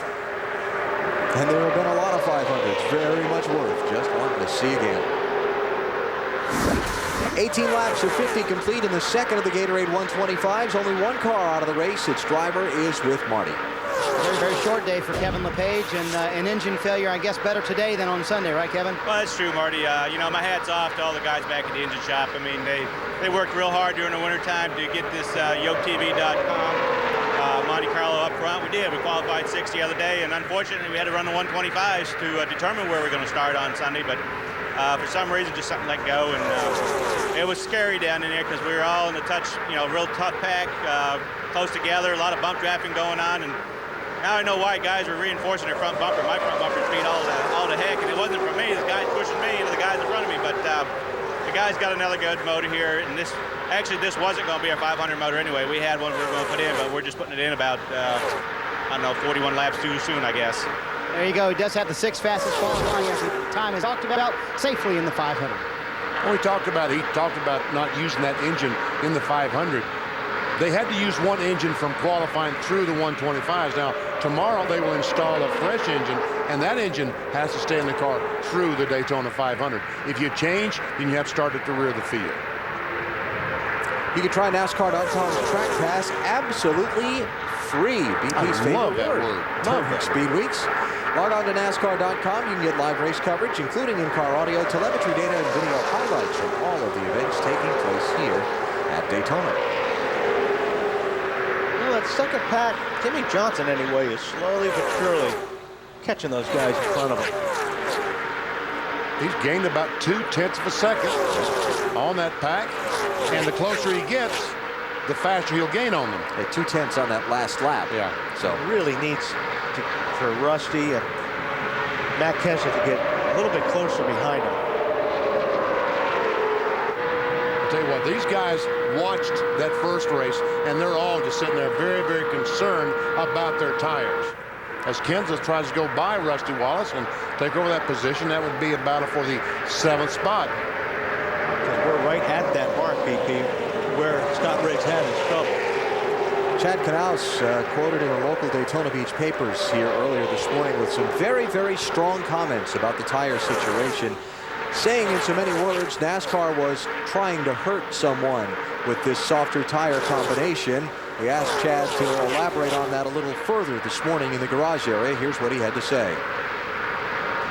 We as NASCAR, Goodyear, the teams, everybody trying to get the aero package and the tire package figured out, and we're just having a hard time with it. We had a set of tires on the car that the right front came apart. Now, whether that was a reason because of setup or aerodynamics or driver, we don't really know for sure yet. It's just a bit of a concern of mine. Nobody wants to hurt any drivers. We all know that, and we all know that everybody's doing the best job that they can right now. We made some pretty dramatic changes to the car to try to get it a little bit better, to try to make sure that doesn't happen. So we'll just have to wait and see what happens. Thoughts of Chad Knaus following up on some printed quotes that were a little bit stronger, I think, than he intended to come out. But you can hear the frustration in his voice. I spoke with him in the garage this morning. He is frustrated because nobody wants to run into a situation like this. They think they're doing the right things to their race car, but it's obviously not working out. And that's all it is. I mean, Chad is very frustrated, trying to get a handle on the car. What NASCAR is trying to do is make the racing better. That's what they're trying to do. That was their plan for this tire. And I think once these teams get a handle on it, it's going to be great racing. Well, it is going to be last Saturday night's race. The Budweiser shootout could not have been better. Here we go. Battle for the lead. Yep. Elliott Sadler with no drafting help. And Harvick has moved up to the 3rd position as these cars now at about 20 laps, they've started that pushing, and they're slowing down. Aren't they, Bill? Yes, they are. About 5 laps away from a pit stop for Ricky Rudd on the radio. The car is tight and loose out front. He has both conditions. He said it'll be different if we end up back in the pack. But the car had been excellent getting into 1. That's where he had the advantage, but that's gone now. I think Harvick is going to be looking for a way around that 38 fast. Yeah, as soon as he can. Harvick the 2nd, Sterling Marlin now alongside Rudd for 3rd, and Joe Nemechek is the last of the front 5 draft there. He may be moving around to get some air in that grill. He still looks tight to me, Kevin Harvick does. I think he is a little bit tight. That little bit of side-by-side racing up front allowed that second group to chop some of their deficit away. Yeah, it doesn't take much. If they're out there for a half a lap, that group in the back will catch them. We're a lap away from halfway. Marty, what's 48 team thinking pit stop-wise? They're probably going to try to extend it as far as they can, probably around lap 35. They like to come with their teammate, Brian Vickers, but he is behind them. They're trying to work with Matt Kenseth as to where they can work together to run that front pack down. Jimmy wants to run the high line. Matt does as well. Matt is concerned that if he runs the bottom line, he's going to wear out that right front too much, Dave. 6-car Mark Martin is running in the pack, but I don't think he's smiling like it was at the beginning. He reports a motor situation going into the turns. He says it feels like it's dying. Remember, his teammate, the 99 of Jeff Burton, in the first race had trouble as well. Matt? Ryan Newman, Dave, is slowly catching that pack in front. He's left both Schrader and Robbie Gordon. He doesn't have a pitting partner, so Matt Borland told Ryan, if you see the guys in front, hit pit road, go with it. We are ready. Going to make a chassis adjustment. His car is just way too tight off turn 2. And remember, if you're not all that familiar with NASCAR strategy, here at Daytona where the engines are restricted, you don't want to pit by yourself. You want to have a drafting partner to help you get up to speed more quickly when you leave after your pit stop. Which is why the pit stops are so important anyway. Even if you don't have it, if you come in with a group, if you have one little glitch in a pit stop, you're going to lose all that time with the guys that you've come in with and you've been running with on the racetrack that whole time. No takers on the pit stops this lap by as the leaders come storming by the entrance to pit road. Did Marty say lap 35? Yeah, well, see, what the difference is, they can go that far on fuel, but do they want to push the tires that far? And the gamble you take, if you short pit, if you stop now, and somebody else runs to lap 35 and the caution comes out before they pit, you got problems. Then you're going to be a lap down, and you can't win from there. So that's the concern they all have. I'm sure that each of these drivers and teams would love to pit right now and change 4 tires, but they've all got to do it. If someone stays out, catches that caution, just like Alan said, I'd be surprised to see if they go lap 35. But yeah, then there's the rub on the strategy. Is someone's car is going to be handling so poorly after seeing what happened in the first race with Scott Rigg's car. They're going to make a move to pit road, and once one gets fresh tires, everybody will be heading to pit road. Monkey see, monkey do. Yep. No takers yet. On board, Kevin Harvick, second place driver. I talked with Kevin a couple days ago in the garage as he was making his practice runs, and he is just so content. He said, no changes to our team over the winter. That's the first time that's happened since I've been with RCR. I'm so happy with the way my team is structured, the way it's set, the way we're performing. This is going to be a really great year for me. Makes a big difference. Got that confidence that everything's going to be like it was or better than last year. Hey, Marty, what about the strategy now? What are they saying? I was saying they can go to lap 35 should they choose to do that. Hendrick team's about 2 laps away. Roush team's coming in this time. Here they come. Jimmy Johnson, Matt Kenseth on the brakes. Mark Martin, Mike Skinner, Ryan Newman, Scott Wimmer trying to walk him down. That's Scott Wimmer. Oh, I'm sorry. All right, Marty. Jimmy Johnson hitting pit road. His car was tight on that run. It got tighter the longer they ran. They're going to make a wedge adjustment. You see that in the left side. It'll be 4 tires. Other than that, pretty happy, Bill.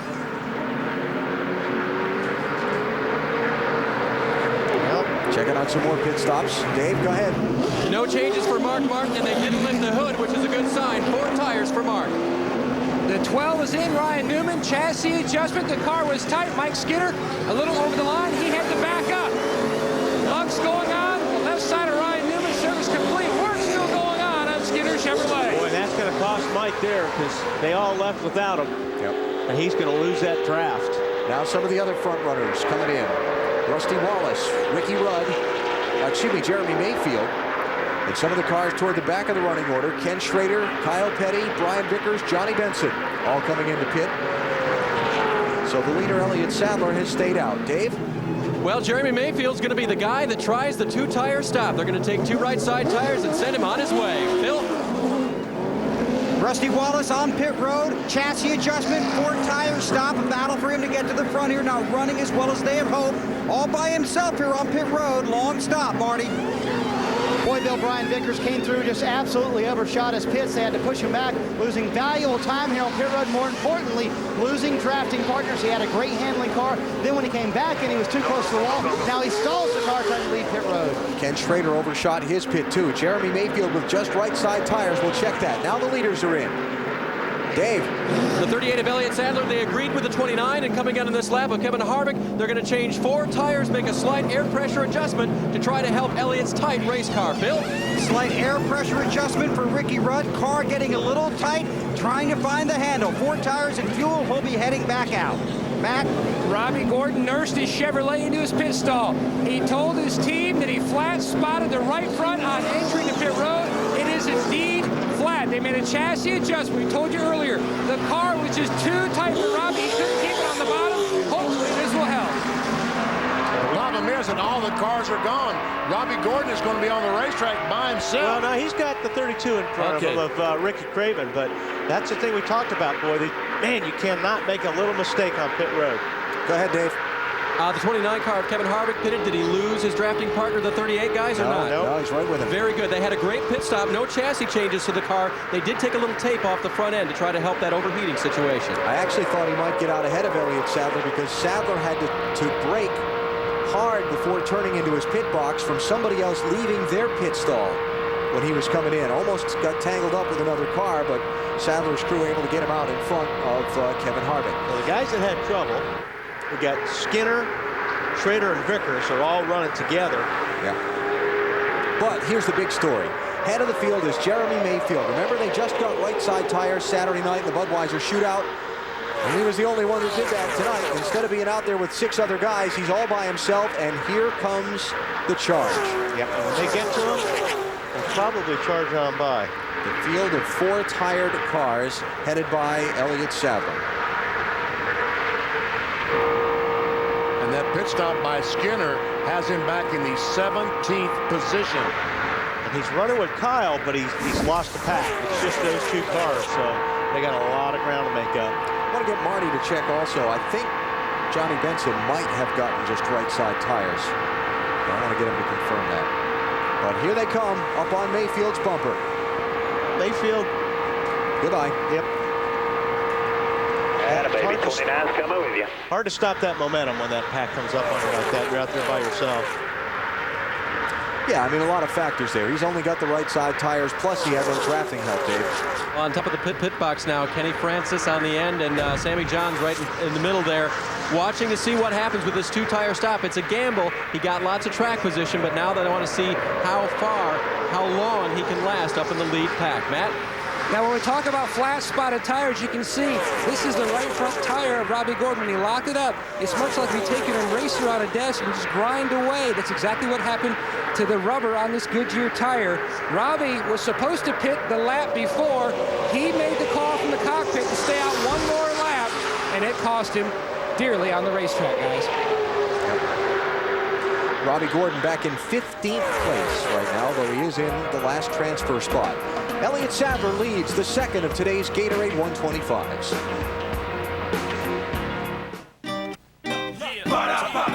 This is game time, my team is all hype. Offense is fast, defense is tight. The other team was nice but has no height. I throw my skates on and we could go all night. Score the game point, I'm the #1 ace. Drop my game face, meet up at our favorite place. I get that quarter pounder with cheeseburger for real. The double fills, a baller up after showing my skills. The beef, the cheese, the pickles, the bun. After that, I think it's time for another run. McDonald's, I'm loving it. For the kitchen of your dreams, you'll feel right at home at Lowe's. Hi, we just came from a kitchen store and the prices shocked you. Yeah. Lowe's has the biggest selection and the best brands of cabinets, countertops, and appliances, so you can have the kitchen you want, whatever your budget. We'll even install it. And Lowe's has low prices every day, guaranteed. That's our promise. Thank you, Lowe's. Lowe's, improving home improvement. Use your Lowe's card and pay nothing for 12 months on kitchen cabinet and countertop purchases of $2.99 or more. Earnhardt Jr. takes over Wallace as we head into the final laps. It's been a great race today, folks, and they're heading down the finals right away. So, it's Wallace. Gordon. How serious is this? Okay, NASCAR fan, what's your next move?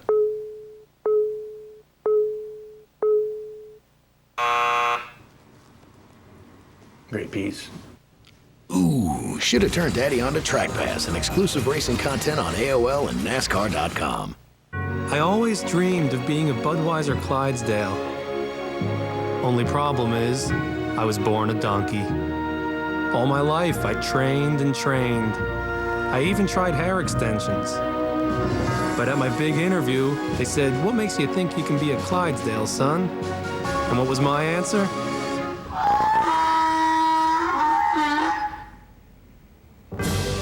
I must have said something right. Enjoy your new Durango. Look, it's got a DVD. And see how smooth the ride is for you and Fluffy? Liz, what are you doing to him? I'm just showing little Joey the new Durango. Son, there's only one thing you need to know. Hemi. Can you say Hemi? Hemi. That's my boy. The all-new Dodge Durango. Big size, smooth ride, Hemi power. Starting under $26,600. The Gatorade 125's from Daytona International Speedway, brought to you by Budweiser. It's time for a fresh one. Grab a Budweiser, the race is on. McDonald's, I'm loving it. And Dodge, you can take life as it comes, or you can grab life by the horns. Dodge. 14 laps to go.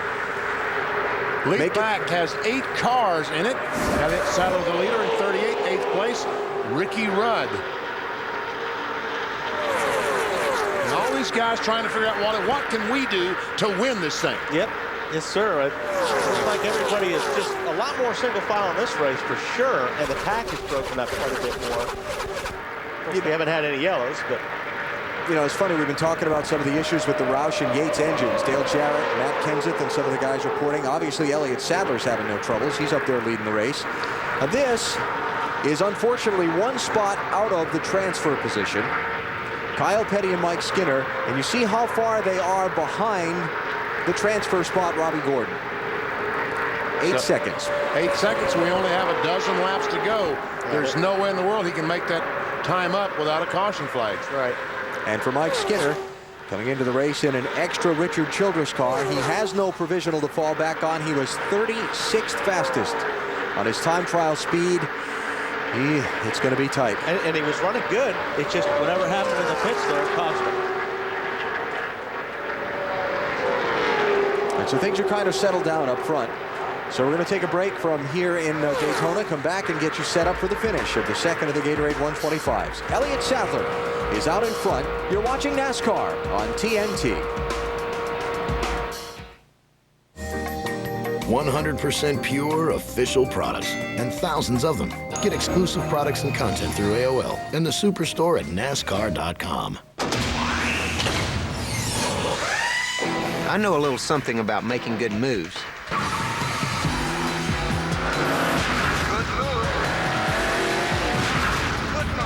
So if you're thinking about Viagra, one of the best moves you can make is a pit stop to see your doctor. Ready to ask your doctor about Viagra for the first time? Find out if a free sample is right for you. Make your move. Talk to your doctor about Viagra today. To learn more, race over to Viagra.com. If you're 20 pounds or more overweight, there's news from the Obesity Research Institute. Dramatic weight loss can now be achieved without diet or exercise.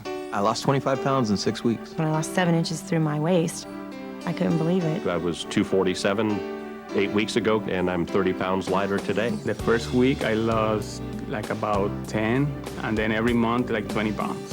Propylene, scientifically proven to reduce weight without special diet and exercise, backed by 9 clinical studies. Please understand, propylene is so powerful that it was formulated only for those who need to lose at least 20 pounds or more. Call now to try Propylene risk-free for 30 days for only $29.95. If you don't lose up to 20 pounds in 30 days, send it back and we'll refund your $29.95. But wait, it gets better. Call now and we'll include a second bottle absolutely free. Call in the next 10 minutes and your shipping and handling is also free. That's right.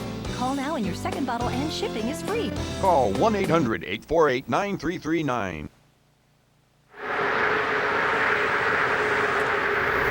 It's TNT sports coverage of the NASCAR Nextel Cup Series from Daytona International Speedway in sunny Florida. The final laps of today's Gatorade 125 qualifying races. Jimmy Johnson, the 48 car, tried to get up to the front, trying to win the race. He's on the outside. They're side by side. Marty, what's he saying? He's been pretty happy with the car, BP, trying to find out which lane works best. He's trying to get someone to help run behind him in the top line. That's where he wants to run. Finally, Mark Martin provided that help. Now he got to pass the one car he wanted to get by. And Nemechek, the car, the 0-1 car, but he's fast enough that he's alongside these cars, and the front 3 cars getting away from them. Yeah, Joe's car's hanging real tough down there. In fact, I'm surprised nobody's dropped down there to follow the 0-1 car. They're not quite close enough to do it. I mean, it's Ford's teammates behind Mark Martin, so there's nobody to drop down there and help him. Our Napper Field summary. 4 leaders, 5 lead changes. In this second race, the only car out, Kevin LePage, caution-free so far. In race number 2, just joining us, Dale Earnhardt Jr. won the first of the Gatorade 125's. Nemechek squeezes up in line behind Jimmy Johnson and in front of Mark Martin. Well, Jimmy Johnson, he got one spot, and he's got about 7 laps to go to try to get the rest of them. By the way, we were talking about Mike Skinner and being out of touch. Right now, my unofficial calculations, he gets the last spot on time in the 500. But if one of these cars in front of him in this race drops out and he can't repass Kyle Petty, then he's out. So it's going to be tight. Marty, how about the champ, Matt Kenseth? He wants a push from Ricky Rudd, but Ricky can't get to him. He said, if Ricky can get to my rear bumper, I can help Mark out and we can get past Nemechek, but he can't get the help from the 21 that he needs, Dave. After Jeremy Mayfield made that 2-tire stop, the pack caught him and blew by him. I checked with crew chief Kenny Francis to see if he thought that would work if he had had help from a couple of other cars to make their own pack to draft with. And Kenny said, yeah, we had that worked out, but they kind of bailed on us. He wouldn't give up who it was. Now, of course, Sunday, Jeremy will have teammate Casey Kane working with him, who has now joined him in the pit to show support and learn what he can. There's Casey Kane. Man from Enumclaw, Washington, who has taken Bill Elliott's place in the 9 car for Ray Evernham's Dodge team. You see, Jeremy Mayfield has fallen back to Rusty Wallace, the 2 car. Ryan Newman was at 12. And Johnny Benson, the 09, he was just past. He was leading this group just a couple of minutes ago. And finally, here comes Mark and Kenseth trying to get on the inside of Nemechek. Teammates ganging up. Be for 5th place. Joe Nemechek just can't find a friend out there. The car was tight. They loosened it up. Ryan Pemberton did on the stop. Was running good, but he just got ganged up on out there. Yeah. Now the teammates trying to work against him. 5 to go. On board Matt Kenseth. Joe Nemechek had a great line the other day. Lieutenant General Dennis Cavan runs the U.S. Army Recruiting Command that's responsible for the Army program on this race car. And he said, Lieutenant General Cavan told me the U.S. Army doesn't get points for finishing 2nd. Good point. Wow. He said, I got the message. Matt Kenseth running 7th, Marty. He helped his teammate get past Joe Nemechek, but he said it's like I'm dead in the water unless he gets some help from the 21. It's just not working. He said it just will not go unless I have someone pushing me. I can't do it all by myself. And he's falling back. Yep. 21 is falling back off of both of those guys. So obviously has some handling issues right now. Well, I tell you what, there's going to be a lot of springs and shocks flying around in that garage here, because we've seen today in these Gatorade 125s, handling is going to be the key winning and losing the Daytona 500. That's right. If you can keep your right foot down the longest, you're going to have the best car out there. You know, I'm sure anybody that watched last Saturday night's Budweiser shootout and the great side-by-side racing and all the passing we saw is looking at this where the cars are having difficulty handling and saying, what happened? Well, the difference is Saturday night it was cool and night, and this is very warm. It's about 84 degrees here today here at Daytona. Sunday it's expected to be in the upper 60s to around 70 for the forecast. That ought to help. Dave?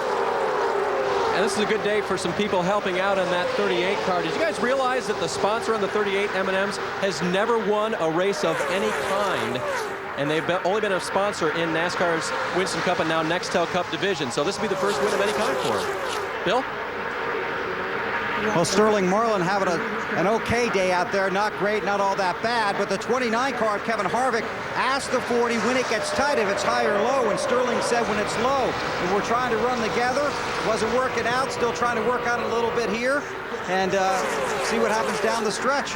Well, maybe if Harvick, if those guys get a plan, BP, he'll back off a little bit, see if they can make a run at Elliott Sadler right there. That's what they're doing, right, Wally? They're planning to gang up on the leader. Yeah, that's why I think Harvick wants to know where, Sterling can run. And right there, you see they're laying back just a little bit, and that's what they need to do. They need to get off that 38 car and then all make a run and blow by them. That's what they're working on. But in the corner, it doesn't look like Sterling can stay close enough to the 29 to really help push him by the 38. It better be a pretty short-term play because there's only a lap and a half to go. See, Sterling catches the 29 at the end of the straightaway. They get to the corner, and then he falls back a couple of car lengths. Doesn't look like he's able to stick. Stepped pretty good that time, didn't he? Yeah, that's going to have to make it happen right here if they got a little bit of a run, maybe. White flag coming up as Elliott Sadler comes to the line. Marty? I just checked with Chad Canals, Jimmy Johnson's crew chief. He said, we're good, but that's all we've got right there. It's not like I'm the 8 car. I can't do it all on my own. Final lap of the second Gatorade 125. Elliott Sadler in search of a Daytona victory. Remember, he's already locked into the outside front row starting spot in Sunday's race by virtue of setting the second fastest time trial speed in Bud Pole qualifying on Sunday. Oh, there's the block. For second place, Sterling Marlin. Oh, contact there. Here comes Jimmy Johnson to get them both if he can. Yeah, I think he will. That little bit of contact there may have cost them both.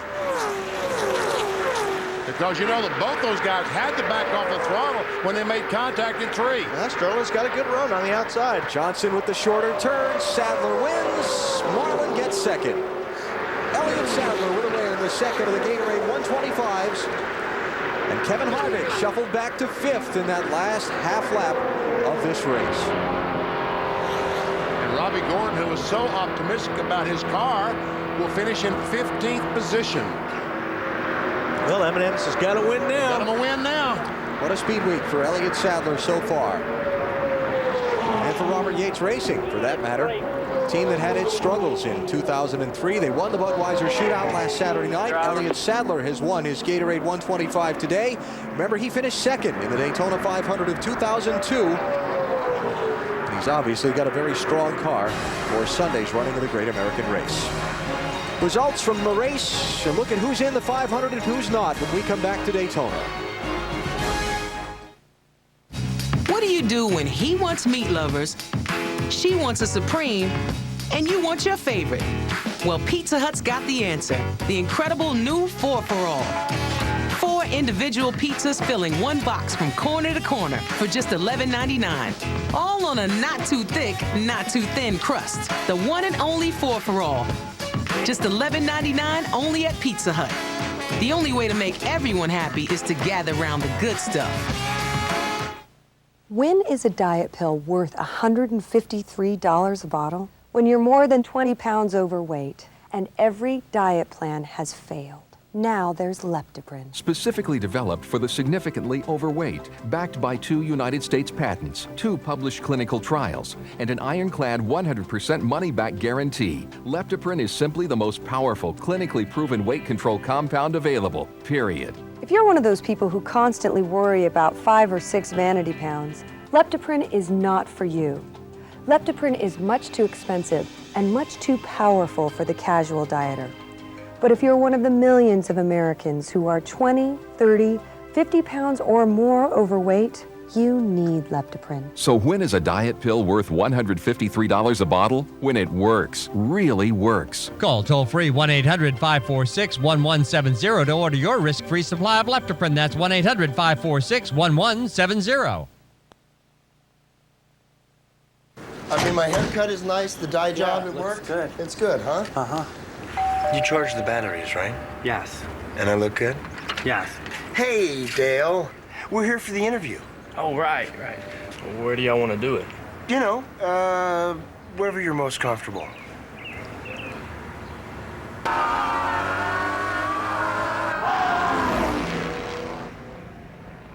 Thanks, guys. Coming to TNT. You all right? When you go after the mob. I'm in business. Once you're in, ta-da! There's no way out. Gary Peterson was shot last night. See Chris Note. You killed a federal agent! Robert Patrick, Mercedes Rule, and Elliot Gould. We both got problems. We both want them to go away. Bad Apple. Don't miss the world premiere. Monday night at 9, only on TNT. We know drama. at Daytona International Speedway. The second Gatorade 125 qualifying race is over, and here's how they ran.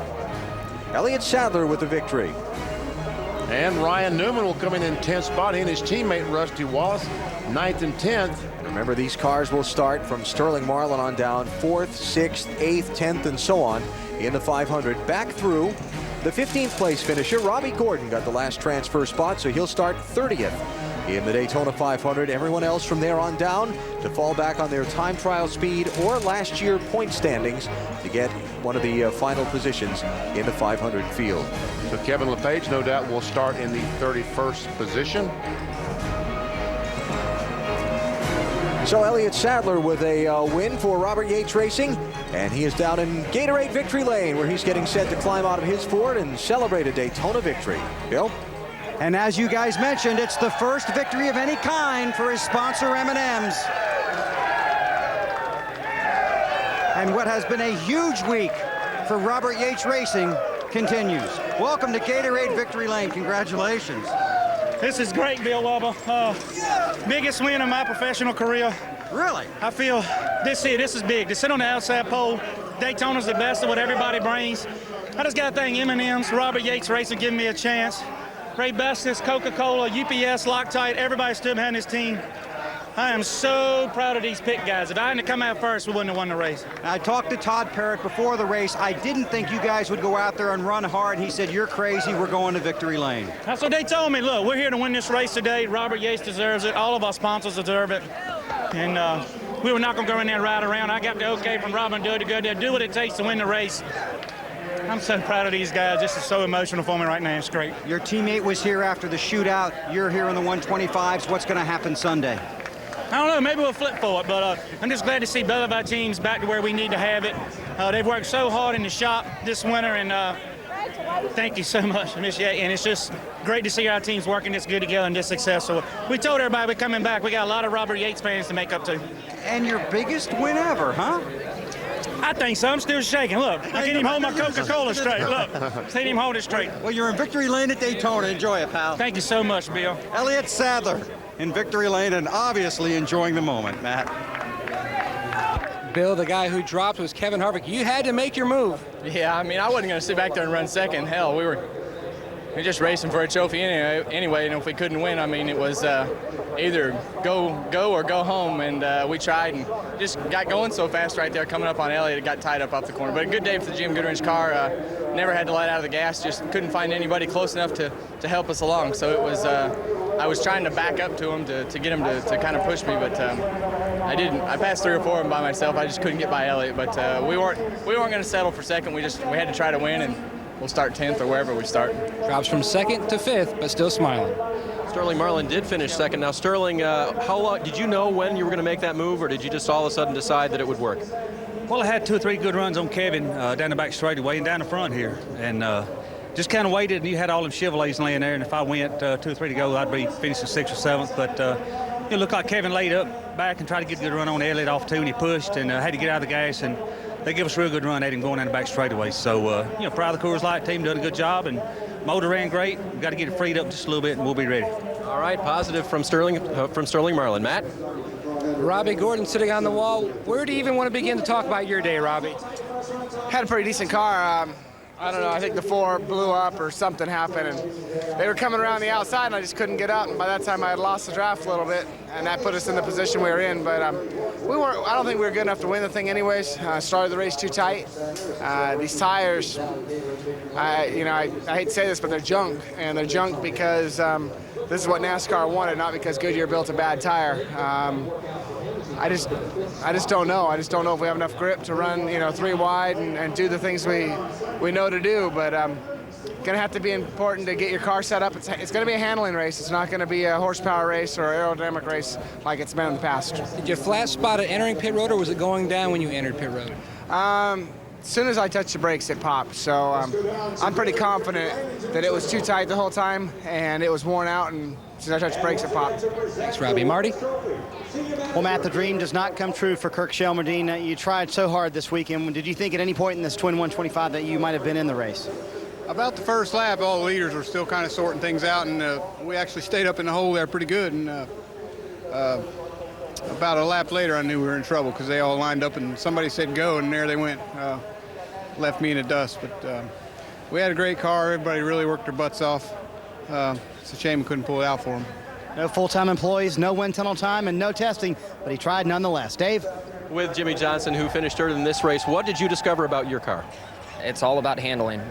You know, in some ways, having a good car that handled hurt me because I'd pull through the corner and pull away from Mark Martin, and then he couldn't get to me to give me a push down the straightaway. But you know, I really predict that you'll see a race similar to what you saw in the 80s, where cars were strung out. You could go down a lap just from handling stuff that I've never been a part of or have experienced because we've always ran in a huge pack. You know, the tire itself gives up a lot more, and then with the larger rear spoiler on the restrictor plate tracks, it just aggravates that push. And before you know it, I mean, maybe 3 laps in, your front tires are beat up, and you have to breathe it like you would at a 1.5 miles. So it's definitely an interesting game, and it's going to be all about handling and not really about drafting. All right, learning something today, Jimmy Johnson. Matt? Mark Martin comes home 4th. You're smiling. Do you have something for Sunday? Well, we've got a car. I tell you what, that Ford Power under the hood and that new 2004 Taurus, it's pretty sweet. My pit crew's fast on pit road, so 2004 really looks good for us. We can't win with it like that, but it's in that car, and we have 2 days to find it. If we can get our hands around it, you know, get a hold of it, we can contend for this thing Sunday. He's 0 for 19 in the 500, hoping to end that streak this weekend, Alan.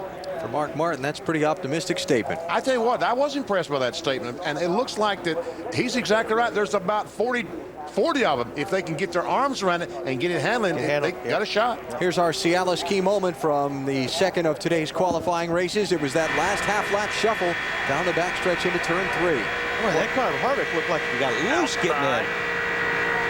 You said he got tight, but boy, that thing turned sideways. So close to make contact.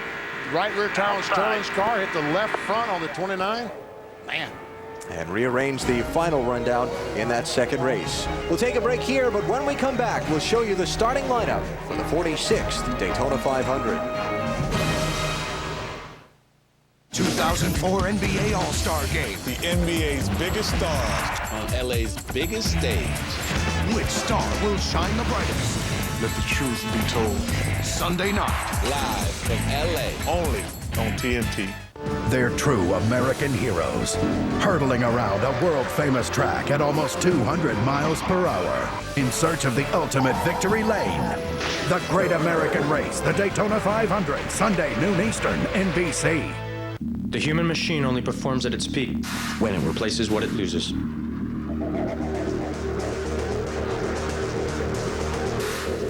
That's why Gatorade puts back the sodium, potassium, and carbs water does not have.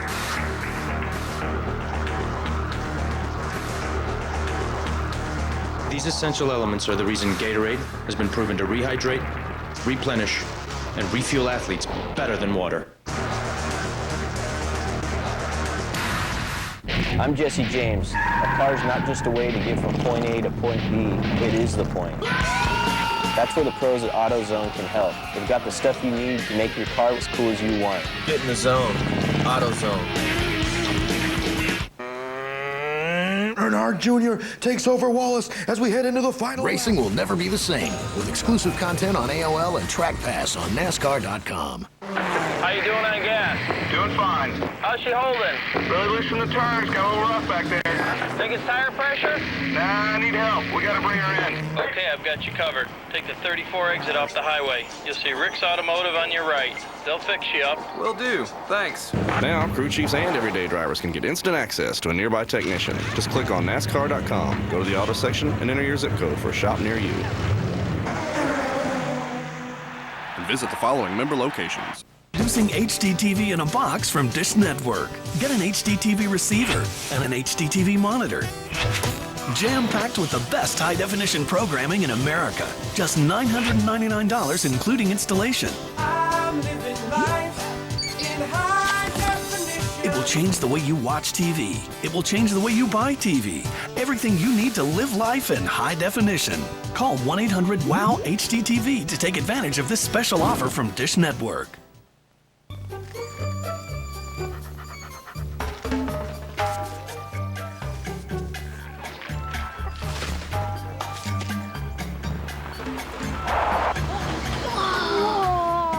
Even as a kid, I believed in giving people more for their money. I'm Roger Riney. I started Scottrade to take care of online investors like nobody else. With $7 trades, no transaction fees on thousands of mutual funds, and offices nationwide. Click, call, or stop by Scottrade today. The Gatorade 125's from Daytona International Speedway, brought to you by Gatorade Thirst Quencher. It's in the Gatorade 125's. Is it in you? Lowe's, where you'll find all your home improvement needs. Lowe's, improving home improvement. And McDonald's, I'm loving it. Here is how they will line up Sunday afternoon in the 46th running of the Daytona 500. Greg Biffle and Elliott Sadler earning front row spots with their Bud Pole qualifying run from last Sunday. Then the next several rows all locked in as the result of today's Gatorade 125's. As a matter of fact, back to row 15. Rusty Walsh will start 18th. Benson, 24th. In the 09 car, Dave Blaney on the inside. He ran so well Saturday night. Andretti and Gordon last spots in the qualifying races. These drivers in on their time trial speed. Then to provisionals, plus Mike Skinner, who reverts back to time trial speed since none of the other drivers were eligible for a provisional. So that's how they'll line up Sunday in the Daytona 500. NBC Saturday at noon Eastern, it's the Hershey's Kisses 300. And then Sunday at noon Eastern on NBC, the Daytona 500, starting with Discover Card Countdown to Green. And next on TNT, the world's most dramatic police chases. That's it for the Gatorade 125's today. Times like these, we're looking forward to Sunday. It's times like these you learn to live. It's times like these you live. It's times like these you live. It's the first victory of any kind for his sponsor M&M's, and what has been a huge week for Robert Yates Racing continues. It's times like these you learn to love again. It's times like these, time and time again. This copyrighted telecast may not be reproduced, retransmitted, or used in any form without the authorized written consent of NASCAR Broadcasting. NASCAR would like to thank all of our loyal fans for your continued support, and we hope you enjoyed today's broadcast. This has been a presentation of TNT Sports.